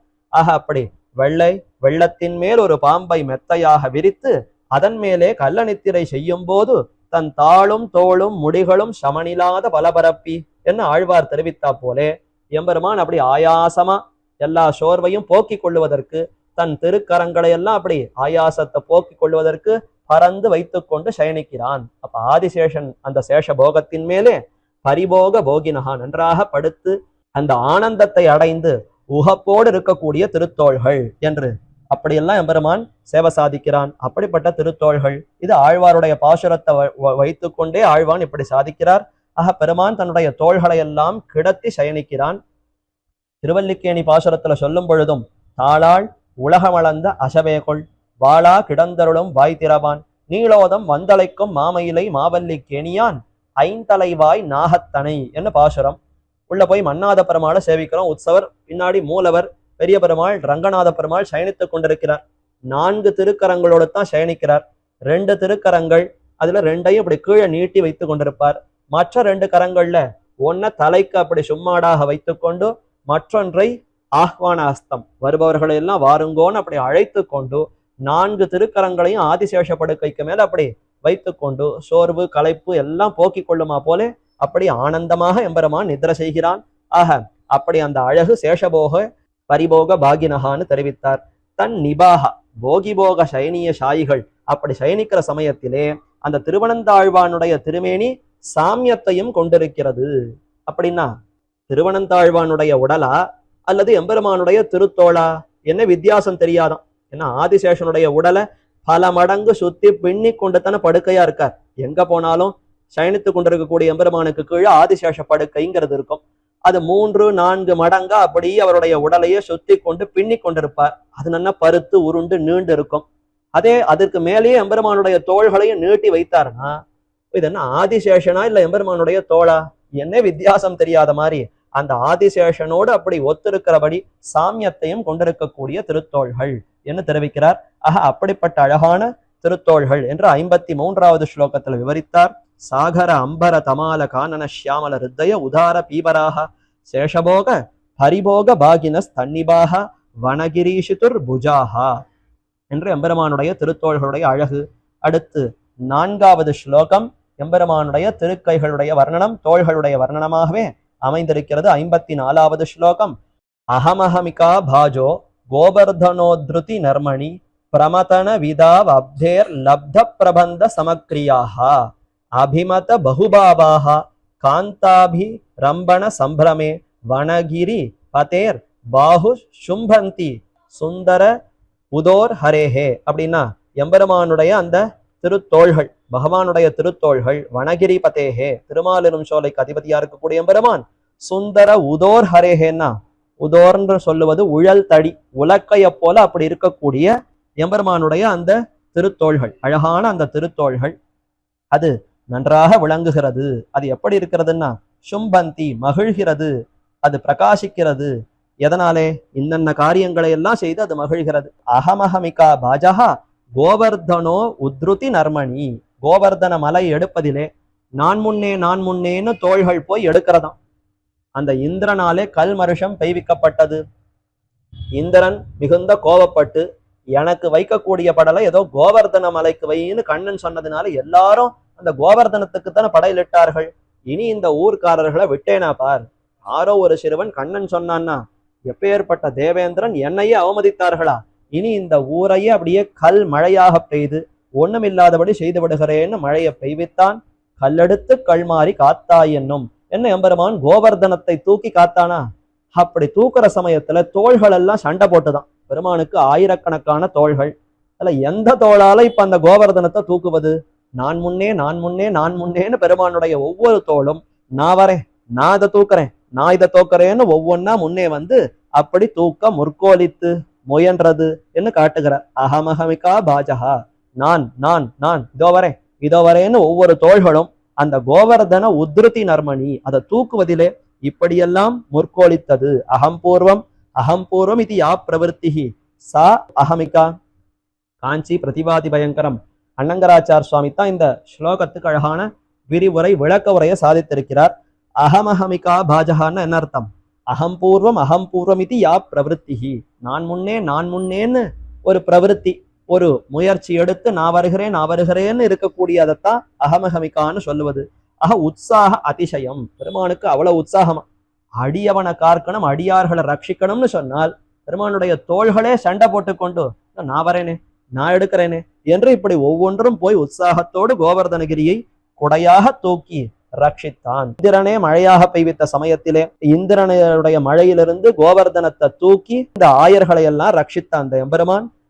அந்த அடையாளம் இந்த தோள்கள்ல தெரிகிறதாம். இந்த தோள்களை பார்த்தா ஓ இதுதானே அன்று கண்ணனாக இருந்த சமயத்திலே கோவர்தனத்தை தூக்குவதிலே நான் முன்னேன்னு பிரவர்த்தித்தது என்று அப்படிப்பட்ட அழகான திருத்தோள்கள்.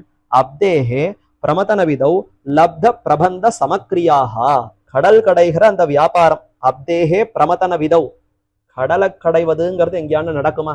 ஆத்துல தயிர் கடைக்கிறதே இப்பெல்லாம் நடக்காத காரியமா போச்சு. யாரு தயிரெல்லாம் கடைந்து வெண்ணெயெல்லாம் எடுக்கிறது? கடையிலேயே அதெல்லாம் கடைந்து வெண்ணையா கொடுத்து விடுறா, வாங்கி அதே வச்சுக்கலாம். இல்ல நெய் வேணுமா, அதுவும் கடையிலேயே கிடைக்கிறது என்று எல்லாம் மாறி போன காலம். ஆனா கடலையே கடைந்திருக்கக்கூடிய பெரிய காரியம், அதை செய்திருக்கக்கூடிய பெரிய அந்த காரியத்தை இந்த தோள்கள் தானே செய்திருக்கிறது.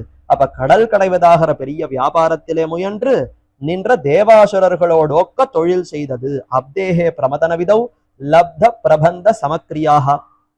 அவர்களோடு சேர்ந்து, தேவர்கள் அசுரர்களோடு சேர்ந்து 1000 தோளால் அலைக்கடல் கடைந்தான் என்று எம்பெருமானே இந்த பெரிய சமுத்திரத்தை கடைந்திருக்கிறான். அப்படிப்பட்டவர்கள் லப்த பிரபந்தாக. அவர்கள் தான் யாருன்னா தேவர்கள் அசுரர்கள். அவர்களோடு சேர்ந்து லப்த பிரபந்தாகான் அவர்களோடு சேர்ந்து அப்தேஹே பிரமதன விதௌ தரங்கநீர் அதை கடைகிற சமயத்துல எம்பெருமான் இப்படி கடைந்தான். அரங்கனே தரங்கநீர் கலங்கவன்று குன்றுசூழ் மரங்கள் தேய மாநிலம் குலுங்க மாசுனம் சுலாய் நெருங்க நீ கடைந்த போது நின்ன சூரர் என் செய்தார் என்று திருச்சந்த விருத்தத்துல திருமழிசை ஆழ்வார் தெரிவிக்கிறார். நீ என்னவோ கடல் கடைந்தாய், தேவர்கள் ஆசுரர்களும் நாங்க கடைந்தோம்னு அவர்கள் மார்த்தட்டி கொள்ளுகிறார்களே, அவர்கள் என்ன செய்தார்கள்? தரங்க நீர் கலங்க அன்று குன்றுசூழ் மரங்கள் தேய, அப்படியே கடலே கலங்கி போன அளவுக்கு மந்திரமலையை வைத்து நாட்டி கடைந்தான். மலையில இருக்கக்கூடிய மரங்கள் எல்லாம் அப்படி இப்படின்னு ஒரே அலை எறிந்தது.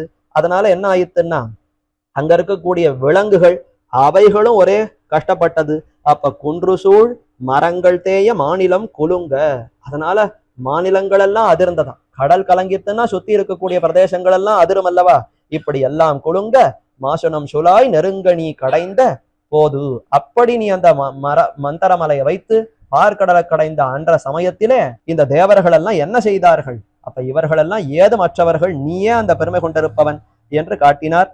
அப்படிப்பட்ட பெரிய காரியத்தை செய்திருப்பவை இந்த திருத்தோள்கள். அப்ப இந்த திருத்தோள்கள் சாமானியப்பட்டதல்ல.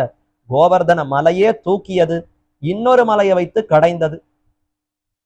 எம்பெருமானுடைய தோள்களே மலைகளை போன்று இருப்பதா? வரைகுடை தோள் என்று வரைய போன்ற தோள்கள், மலையை போன்ற திண்மையான தோள்கள். அப்ப இந்த தோள்களாலே இன்னொரு மலையத்தான கடைய முடியும், இந்த தோள்களால இன்னொரு மலையத்தான தூக்க முடியும். அதனால எப்பொழுதும் மலையோடைய விளையாடுகிறார் போலும். இவருக்கு தோள்களால தூக்கணும்னாலும் கோவர்தனம்ங்கிற மலையை தூக்குகிறார், தோள்களால கடையணும்னு சொன்னாலும் மந்தரம்ங்கிற மலையை வைத்து கடைகிறார். என்ன காரணம்னா இவருடைய தோள்களே மலையை போன்று அவ்வளவு உறுதி, திண்மை, பெருமை கொண்டிருப்பவை. ஆக காந்தா அபிரம்பண சம்பிரமே அபிமத பகுபாவாகா, இவ்வளவெல்லாம் செய்திருந்தா அது எவ்வளவு வலிமையா இருக்கும், எவ்வளவு கடிமையா இருக்கும், எவ்வளவு கரடு முரடா இருக்கும். இப்ப மென்மையாவே இருக்காதான்னா எத்தனைக்கு எத்தனை இவ்வளவு கரடு முரடு இருக்குமோ அத்தனைக்கத்தனை மென்மையா இருக்கும். அருகே பிராட்டி வந்து விட்டால்னு சொன்னா அந்த பிராட்டினாலேயே ஆலிங்கனம் செய்யப்பட்டு அவ்வளவு அப்படியே மென்மையா ஆகிவிடுமா. காந்தா அபிரம்பண சம்பரமே அபிமத பகுபாவாகா என்று அந்த கடல் கடைந்த பிற்பாடு பிராட்டி ஆலிங்கனம் செய்து கொண்டாள். அப்படி அணைத்த சமயத்திலே என்ன ஆயித்துன்னா காந்தா அபிரம்பண சம்பிரமே, அபிரம்பணம்னா அணைத்து கொள்ளுதல். காந்தா என்று பெரிய பிராட்டி மனதுக்கு பிடித்தவள், அவள் வந்து அணைத்து கொண்ட சமயத்திலே, ஆற தழுவுகிற சமயத்திலே அபிமத பகுபாவாகா பல பல திருத்தோள்களாக மாறித்தான். ஆண்டாள் நாச்சியார் திருப்பாவையில சொல்லும் பொழுதே, இரண்டு தோள்கள் ஈரிரண்டு மால்வரை தோள் செங்கண் திருமுகத்து செல்வ திருமாலால்னு சொல்ற. அது என்ன 4 தோள்கள்னு சொல்லலாம், ஈரிரண்டு தோள்கள்னு ஏன் சொல்றா? ஈரிரண்டு மால்வரை தோள், பெரிய மலையை போன்ற இருக்கக்கூடிய தோள்கள் ஈரிரண்டுன்னு ஏன் சொல்றான்னா ஒவ்வொரு பாசுரமா சொல்ல சொல்ல பெருமானுடைய 2 தோள்கள் அப்படியே மலருமா, அது பனைக்குமா.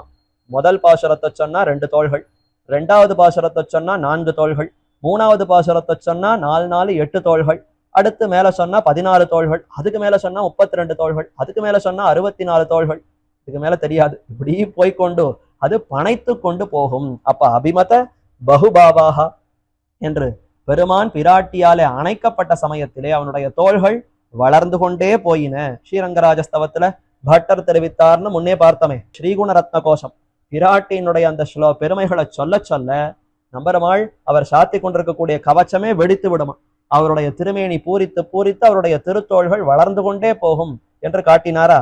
அது மாதிரித்தான் பிராட்டி அணைக்க அணைக்க அந்த தோள்கள் அப்படி மிளிரும், அந்த அளவுக்கு அது வளர்த்தியை அடையும், அது வளரும் என்று வளரக்கூடிய திருத்தோள்கள் என்று காட்டுகிறார். அப்ப அப்படிப்பட்ட பாவம். அகமஹமிகா பாஜோ கோவர்தனோத்ருதி நர்மணி பிரமதன விதாவ் அப்தேர் லப்த பிரபந்த சமக்ரியாக அபிமத பகுபாவாக காந்தாபிரம்பண சம்பிரமே வனகிரிபதேர் பாஹா சும்பந்தி சுந்தரத்தோர் ஹரேஹே. சுந்தரத்தோளுடையான எம்பெருமானுடைய அந்த தோள்கள் இப்படியெல்லாம் இத்தனை காரியங்களை செய்து அதனாலேயே பிரகாசிக்கிறது என்று காட்டினார். மேலே இறுதியாக 55வது ஸ்லோகம், இது எம்பெருமானுடைய திரு கைத்தலங்கள்ல விளங்கக்கூடிய திவ்யாயுதங்களை வர்ணிக்கிறார். 4 திருத்தோள்களை வர்ணித்தார். அடுத்து 4 திருத்தோள்கள்ல மேலிரண்டு திருத்தோள்கள்ல இருக்கக்கூடிய சங்க சக்கர ஆயுதங்கள் அதை பத்தி தெரிவிக்கிறார். அது எப்படி இருக்கு? ஸ்ரீமத் வனாதிரிபதி பாணிதல அப்ஜயுக்மம் ஆரூடையோர் விமல சங்க ரதாங்கயோஸ்து ஏகோ அப்ஜமாஸ்ருத இவோத்தம ராஜஹம்சஹ பத்மப்ரியோ அர்க்கைவ தத் சமிதோ த்விதீயஹா. அழகான ஒரு உவமை, ஒப்புமை காட்டி இதை போல இருக்கிறதே எம்பெருமானுடைய இந்த திருத்தோள்கள்ல கைகள்ல இருக்கக்கூடிய சங்க சக்கரங்கள் என்று காட்டுகிறார். ஸ்ரீமத் வனாதிரிபதி, அந்த வனகிரி திருமாலிரும் சோலை மலை, அதற்கு அதிபதியா இருக்கக்கூடிய எம்பெருமானுடைய பாணிதலம், அவருடைய திருக்கை தலம், அப்ஜயுக்மம் திருக்கைத்தல தாமரை, அந்த கைகளே தாமரையை போல இருக்கு, தாமரை கையாவோ என்று ஆழ்வாரும் தெரிவித்தாரே, அப்படி தாமரை போன்ற அந்த திருக்கைகளிலே அப்ஜ யுக்மம், அந்த இரண்டு தாமரை கைகள்லையும் ஆருடையோகோ அதுல ஏறி அமர்ந்திருக்கிறதாம். பெருமாளுடைய திருக்கை தலங்கள்ல ஆயுதங்கள் ஏறி அமர்ந்திருக்கிறது. இப்படி ஒரு பாக்கியம். எம்பெருமான் பல வாகனங்கள்ல ஏறி அமருகிறார். கருட வாகனம், ஹனுமந்த வாகனம், ஹம்ச வாகனம், இப்படி வாகனங்கள்ல பெருமாள் ஏறி அமருகிறார். ஆனா பெருமாளுடைய கைத்தலத்திற்கு மேலேயே ஆயுதங்கள் ஏறி அமர்கிறதுன்னா அந்த ஆயுதங்களுக்குத்தான் என்ன பாக்கியம். ஆக எப்படி எம்பெருமானுடைய அந்த கைத்தலத்தில் மேலே ஏறி ஊழியான் கைத்தலத்திடரில் குடியேறி என்று ஆண்டாள் நாச்சியாரும் தெரிவித்தார். எம்பெருமானுடைய அந்த கைத்தலத்துல குடியேறி, அங்கேயே கொடுத்தனவருக்கு சங்க சக்கரங்கள், இங்க தவிர வேற எங்கேயும் போகவும் தெரியாது, அதையே இருப்பிடமாக கொண்டு அங்கேயே இருக்கிறது. வட மதுரையார் மன்னன் வாசுதேவன் கையில் குடியேறி வீத்திருந்தாய் கோலப்பெரும் சங்கே, வாசுதேவனுடைய கைகள்ல குடியேறி குடுத்தனமும் குடியுமா அங்கேயே இருக்கியே, என்ன பாக்கியம் உனக்கு என்று அந்த பாஞ்சசன்யத்தை பார்த்து ஆண்டாளம் அருளி செய்தார். அதனாலேயே ஆரூடன்ற அந்த சொல்ல அழகா பிரயோகிக்கிறார் இங்க சுவாமி. அப்ப பாசுரங்களே ஆழ்வானுக்கு உள்ள ஓடுகிறது. ஆழ்வார்களுடைய பாசுரங்கள் அப்படியே உள்ளத்துல சிந்தித்தவர் அதையே வடமொழி ஸ்லோகங்களாக இங்க விண்ணப்பிக்கிறார் என்று தான் ஆச்சாரியர் காட்டுகிறார். அதனால தான் ஆரூடயோகோன்னு காட்டுகிறார். ஆரூடயோகோ விமல சங்க ரதாங்கயோஸ்து, விமல வளவளையர்னு இருக்கிறது, குற்றமற்றது, சங்கம் விமல சங்கம், அது என்னமோ சங்கத்தை சொல்லும் பொழுதெல்லாம் அதற்கு ஒரு விசேஷணத்தோடையே சொல்லுகிறார்கள். பாஞ்சசன்யம்ங்கிறது எப்பேற்பட்டதுன்னா அவ்வளவு பெருமை பெற்றது. சக்கரத்தை காட்டிலும் சங்கத்துக்கு என்ன ஏற்றம், கருதுமிடம் பொருது புனல் என்ன சக்கரத்தாழ்வார் கையை விட்டு பிரிந்து போகணும். அந்த சக்கர ஆயுதம்ங்கிறது எதிரிய முடிப்பதற்காக எம்பெருமானுடைய கையை விட்டு ஒரு நொடியாவது பிரிந்து போய் முடித்து விட்டு தான் திரும்பி வரணும். ஆனா பாஞ்சசன்யத்துக்கு கையை விட்டு நகரவே வேண்டாம், அந்த கையிலேயே இருக்கலாம். 9 சொல்லில் உலகளந்தான் வாயமுதம், கண்படை கொள்ளல் கடல் வண்ணன் கைத்தலத்தே, பெண்படையார் உண்மேல் பெரும் பூசல் சாத்துகின்னார் பண்பல செய்கின்னாய் பாஞ்சசன்யமே. எங்களுக்கெல்லாம் ஒரே உன்னிடத்துல கோபம், உன்னை பார்த்தாலே ஒரே வெறுப்பு. இப்படி ஒரு பாக்கியமா என்ன, பெண்கள் எல்லோரும் எம்பெருமானுடைய பிராட்டிமார்கள் எல்லாம் இப்ப பாஞ்சசன்யத்தோட சண்டை இடுகிறார்களாம். ஏன் அப்படி என்ன பாக்கியம்னா 9 சொல்லில் உலகளந்தான் வாயமுதம், தாகம் எடுத்தது பசித்ததுன்னா பெருமானுடைய வாயமுதத்தை பருகி கொள்ளுமா பாஞ்சசன்யம். அதுக்கு ஆகாரம் அங்கேயே முடிஞ்சு போச்சு. கற்பூரம் நாருமோ கமலப்பூ நாருமோ திருப்பவள செவ்வாய் தான் தித்தித்திருக்குமோன்னு பெருமானுடைய அந்த வாக்கு அமிர்தத்தை பருகி பருகியே நல்ல திருப்தியா ஆகிவிடும். பசித்தா அதையே உண்டாச்சு. சரி படுத்துக்கணும்னா கண்படை கொள்ளல் கடல் வண்ணன் கைத்தலத்தே, தாமரை போன்ற திருக்கை இருக்க மெத்து மெத்துன்னு பஞ்சசயன மாதிரி இருக்கு, இன்னும் எங்க போய் படுத்துக்கணும். அதனால படுக்கையும் அதே இடம், ஆகாரமும் அங்கேயே வந்துடுறது, அப்புறம் வேற என்ன வேணும். அப்ப இந்த இரண்டும் கிடைத்ததுனாலே பாஞ்சசன்யம் கையை விட்டு நகருவதே இல்லையா. எதிரிகள் யாரானு முடிக்கணும்னாலும் பாஞ்சசன்யத்தை கையிலேயே வைத்துக்கொண்டு கண்ணன் பம்முன்னு ஊதினார்னா அந்த கோஷத்தை கேட்டே ஹிருதயாணி வியதாரயத்து, சகோஷோ தார்தராஷ்டிரானாம் ஹிருதயாணி வியதாரயத்துன்னு பாஞ்சசன்ய கோஷத்தை வைத்தே எதிரிகளை முடித்து விடுகிறார். அதனால சங்கத்துக்கு ஏற்றம். அதனால வெள்ளை வெளிசங்கு என்ன, அதனுடைய அழகு, அதனுடைய நிறம், இதையெல்லாம் எப்போதும் ஆழ்வார்கள் சொல்லி அனுபவிக்கிறார்கள். வெள்ளை வெளிசங்கும் ரதாங்கயோகோ, ரதாங்கம்ங்கிறது சக்கரம், இதையும் கைகள்ல கொண்டிருக்கிறான். இதை இரண்டும் பெருமானுடைய திருக்கைகள்ல ஏறி அமர்ந்திருக்கிறது. வெள்ளை வெளிசங்குன்னு சொல்லுவது ஆண்டாளும் திருப்பாவையில சொல்லி இருக்கிறார். வெள்ளை வெள்ளையன்னு இருக்கிறதுன்னா ரொம்ப சுத்த சத்துவகுணம் கொண்டிருப்பது, அல்ல வெள்ளை நிறத்துல இருக்குன்னா பார்ப்பதற்கே அழகு. அதுவும் பெருமானுடைய கைத்தலம்னு பார்த்தால் வெளிப்புறம் கருத்து இருக்கும், கருமை நிற வண்ணன், உள்புறம் சிவந்த தாமரையை போல் இருக்கும். அதுக்கு நடுவுல வெள்ளை வெள்ளையர்னு பாஞ்சசன்யம். என்ன பகை தொடை, கான்ட்ராஸ்ட்னு ஆங்கிலத்துல சொல்றோமே, அந்த மாதிரி அமைந்திருக்கிறதே. வெளிப்புறம் முழுக்க கருப்பு, உள்பக்கம் அழகான ஒரு சிவப்பு, அதுவுக்கு நடுவே ஒரு வெண்மைனா இது என்ன நிறச்சேர்த்தி, என்ன பரபாகம். இதை பார்த்துத்தான் அப்பாஞ்சசன்யமும் பல்லாண்டு. இதை கண்ணால நேர பார்த்தா என் கண்ணிலச்சிலே பட்டுடும், திருஷ்டி பட்டுடும், நான் நேர்ல பார்க்கல என்ன பெரியாழ்வார் முகத்தை மாறி வைத்து கொண்டு பல்லாண்டு பாடினார். அப்படிப்பட்ட அழகு வெள்ளை வெளிசங்கு. வெள்ளை வெளிசங்கு என்றால் அழைப்பதற்கு பாங்காக இருக்கக்கூடிய சங்கு. இந்த சங்கநாதத்தை பண்ணித்தான் கண்ணன் பசுமாடு கன்றுகளை எல்லாம் மேய்ப்பறான். அது அப்படி இப்படி எங்கேயானு பிரிந்து போச்சுன்னா சங்கநாதத்தை பண்ணினா உடனே அந்த பசுக்கள் எல்லாம் திரண்டு கண்ணன் இருக்கிற இடத்துக்கு வந்துடும். இதுக்கும் சங்கத்தை உபயோகப்படுத்தினார். தன்னுடைய அடியவர்கள் பக்தர்களை ஒரு இடத்துக்கு குறிப்பால வரவழைக்கணும்னா எங்கேயோ ஒரு இடத்துல இருந்து சங்கநாதம் பண்ணுவார். அதை கேட்டுண்டே கோபிகைகளோ பக்தர்களோ போய் சேர்ந்து விடுவார்கள். ஆக வெள்ளை வெளிசங்கு என்ன அப்படிப்பட்ட பாஞ்சசன்யத்தை கொண்டு ஒரு பக்கம் மற்றொரு கையில சக்கரத்தை ஏந்தி இருக்கிறான். இது எப்படி இருக்கிறது என்றால், ஏகஹா அப்ஜமாஸ்ரிதா உத்தம ராஜஹம்சஹா இவ. இந்த பாஞ்சசன்யம் கைகள்ல ஏறி இருக்கிறது எப்படி இருக்குன்னா, ராஜஹம்சம், ஒரு பெரிய அன்னப்பறவை எங்க இருக்கும்? தாமரையே இருப்பிடமாக கொண்டிருக்கும். அப்போ உத்தம ராஜஹம்சகா, உயர்ந்த ராஜஹம்சமானது அப்ஜமாஸ்ரிதா, தாமரையை அடைந்து அங்கேயே வசிக்கக்கூடிய ஒரு ராஜஹம்சத்தை போல பாஞ்சசன்யம் இருக்கான். வெள்ளவெளேனுங்கிற அந்த அன்னப்பறவை ஒரு அழகான சிகப்பு தாமரை பூவையை இருப்பிடமாக கொண்டு எப்படி ஆனந்தமா வசிக்குமோ, அத மாதிரித்தான் இந்த பாஞ்சசன்யத்தை எம்பெருமானுடைய கையில பார்த்தால் இது சங்கு மாதிரி தெரியலன்னா, ஏதோ அன்னப்பறவை ஒரு தாமரை பூவை இருப்பிடமாக கொண்டு அமர்ந்திருக்கிறது போலும் என்று அனுபவிக்கமா போல இருக்கிறதே. செங்கமல நான்மலர் மேல் தேன் உகரும் அன்னம் போல் செங்கட்கருமேனி வாசுதேவனுடைய அங்கை தலமேறி அன்னவசம் செய்யும் சங்கரையா உன் செல்வம் சால அழகியதே. நாச்சியார் திருமொழியில ஆண்டாளம் காட்டுகிறார் இதே அர்த்தம். இந்த அர்த்தத்தை தான் இங்க ஆழ்வான் இப்படி வடமொழியில விண்ணப்பிக்கிறார். செங்கமல நான்மலர் மேல், அழகான சிகப்பு தாமரை புஷ்பம், அன்று பூத்து இருக்கக்கூடிய புஷ்பத்திற்கு மேலே தேன் உகரும் அன்னம் போல், அதுல இருக்கக்கூடிய தேன், தாமரை புஷ்பத்துல பெருகக்கூடிய தேனையே உணவாக பருகி கழித்திருக்கக்கூடிய அன்னத்தை போல அன்னவசம் செய்யும். அப்படின்னா நன்றாக உண்ட பிற்பாடு தொண்டருக்கும் உண்டு, உண்ட பிற்பாடு சற்று உறங்கணும், சற்று அப்படி படுத்து ஆயாசத்தை போக்கிக்கணுங்கிறோமே, அந்த மாதிரி இந்த அன்னமானது நன்னாக சாப்பிட்டு அன்னத்தை அந்த அம்சப்பறவை தாமரை பூலையே அப்படியே படுத்துக்கிறதாம். அதுலயே மெத்து மெத்துன்னு இருக்கு, சுகமா இருக்கு, சாப்பிட்டது அப்படியே மயங்கி அதுலயே படுத்து உறங்குமா போலே இந்த பாஞ்சசன்யம் இப்படி எம்பெருமானுடைய அந்த அனுபவத்தை பெற்று அங்கேயே அன்னவசம் செய்யும். சங்கரையா, ஏ சங்கர் ஐயானா, ஐயானா சுவாமியே, ஏ சங்கு சுவாமியே, என்ன பெரியவர், எவ்வளவு உத்தமர், எம்பெருமானுடைய இவ்வளவு பெருமையை நீரென்னோ பெற்றிருக்கிறீர். உன் செல்வம் சால அழகிது, உன்னுடைய ஐஸ்வர்யம் செல்வம் போகம் எல்லாம் ரொம்ப நன்னா இருக்கு, எங்களுக்கு கிடைக்க வேண்டியது உனக்கே எல்லாம் கிடைத்திருக்கிறதேன்னு அங்க ஆண்டாள் நாச்சியாருடைய பாசுரம். அதையே உள்ளத்திலே கொண்டுதான் ஏகோ அப்ஜமாசிரித இவோ உத்தம ராஜஹம்சகான்னு ஒன்ன தெரிவித்தார். த்விதீயஸ்து தத் சமிதா பத்மப்ரியா அர்க்கஹா, பத்மப்ரியோ அர்க்க இவ தத் சமிதோ த்விதீயா. பாஞ்சசன்யத்தை இப்ப வர்ணித்தது எப்படின்னு பார்த்துட்டோம். அடுத்து சக்கரத்தாழ்வார் கைகள்ல இருக்கிறது எப்படி இருக்குன்னா, அந்த திருவாழி ஆழ்வான் அவர் எப்படி இருக்கார்? தத் சமிதா பத்மப்ரிய அர்க்கஹா, பத்மப்ரியன், தாமரை மலரிலே மிகவும் பிரீத்தி கொண்டு அதை எப்பொழுதும் மலர்த்த செய்பவன் யாரு? அர்க்கஹா சூரியன். சூரியன் வந்தாதான தாமரை மலரும். அப்ப தாமரையை மலர்த்தக்கூடியவன், தாமரைக்கு மிகவும் உகந்தவன், தாமரையோடு நட்பு கொண்டிருப்பவன். பத்மப்ரியா அர்க்க இவ தத் சமிதா, அப்ப தாமரை மலரிலே வந்து வீற்றிருக்கக்கூடிய சூரியன் போலே விளங்கா நின்றார். ஒரு கைத்தலம் பாஞ்சசன்யத்தை படுத்தின்னு இருக்கு, இன்னொரு கைத்தலம் சக்கரத்தை படுத்தின்னு இருக்கு. இந்த கைத்தலமும் தாமரையை போல இருக்கு. தாமரைக்கு மேல சூரியன் அமர்ந்திருக்கோ, அந்த சூரியனாலேயே மலர்த்தப்பட்ட தாமரையோ இது என்று சொல்லுமா போலே அந்த தாமரையை அடைந்திருக்கக்கூடிய சூரியன். உலகத்துல சூரியன் எங்கேயோ இருக்கும், தாமரை எங்கேயோ இருக்கும். கிட்டக்க வந்தா தாமரையே அப்படியே பொசுக்கி போயிடும், ஒன்றும் அந்த வெப்பத்தை தாங்கவே முடியாது.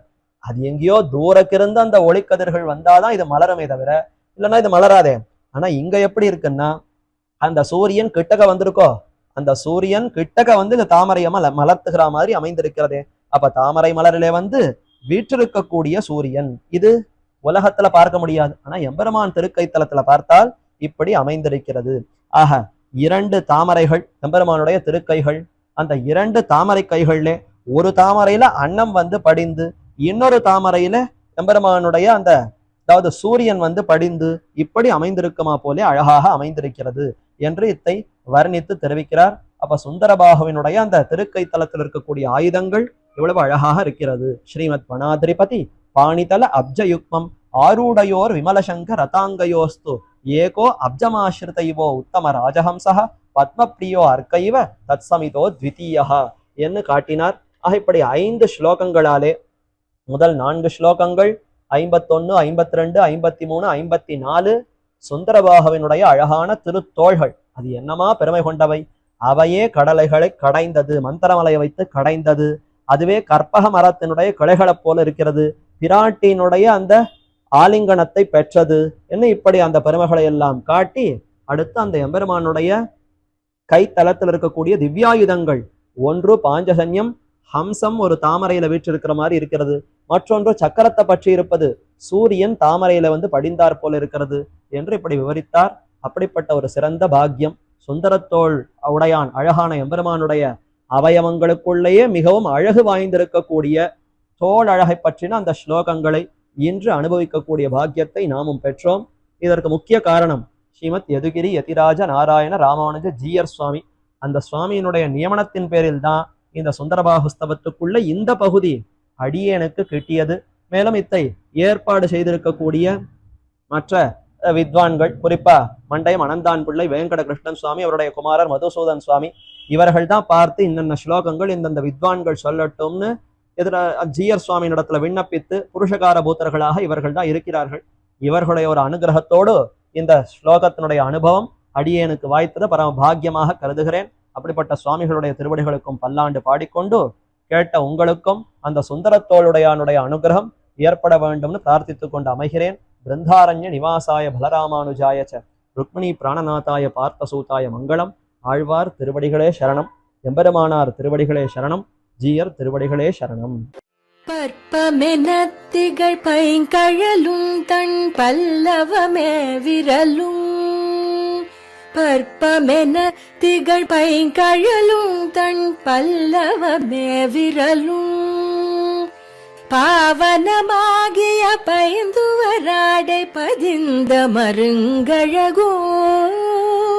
பாவனமாகிய பைந்துவராடை பதிந்த மருங்கழகும். முப்புரி நூலோடு முன் கையில் ஏந்திய முக்கோல் தன்னழகும். எப்பொழுதும் யதிராசன் வடிவழகு என் இதய துள்ளதால். இல்லை எனக்கெதிர், இல்லை எனக்கெதிர், இல்லை எனக்கெதிரே. இல்லை எனக்கெதிர், இல்லை எனக்கெதிர், இல்லை எனக்கெதிரே. இல்லை எனக்கெதிரே, இல்லை எனக்கெதிரே, இல்லை எனக்கெதிரே.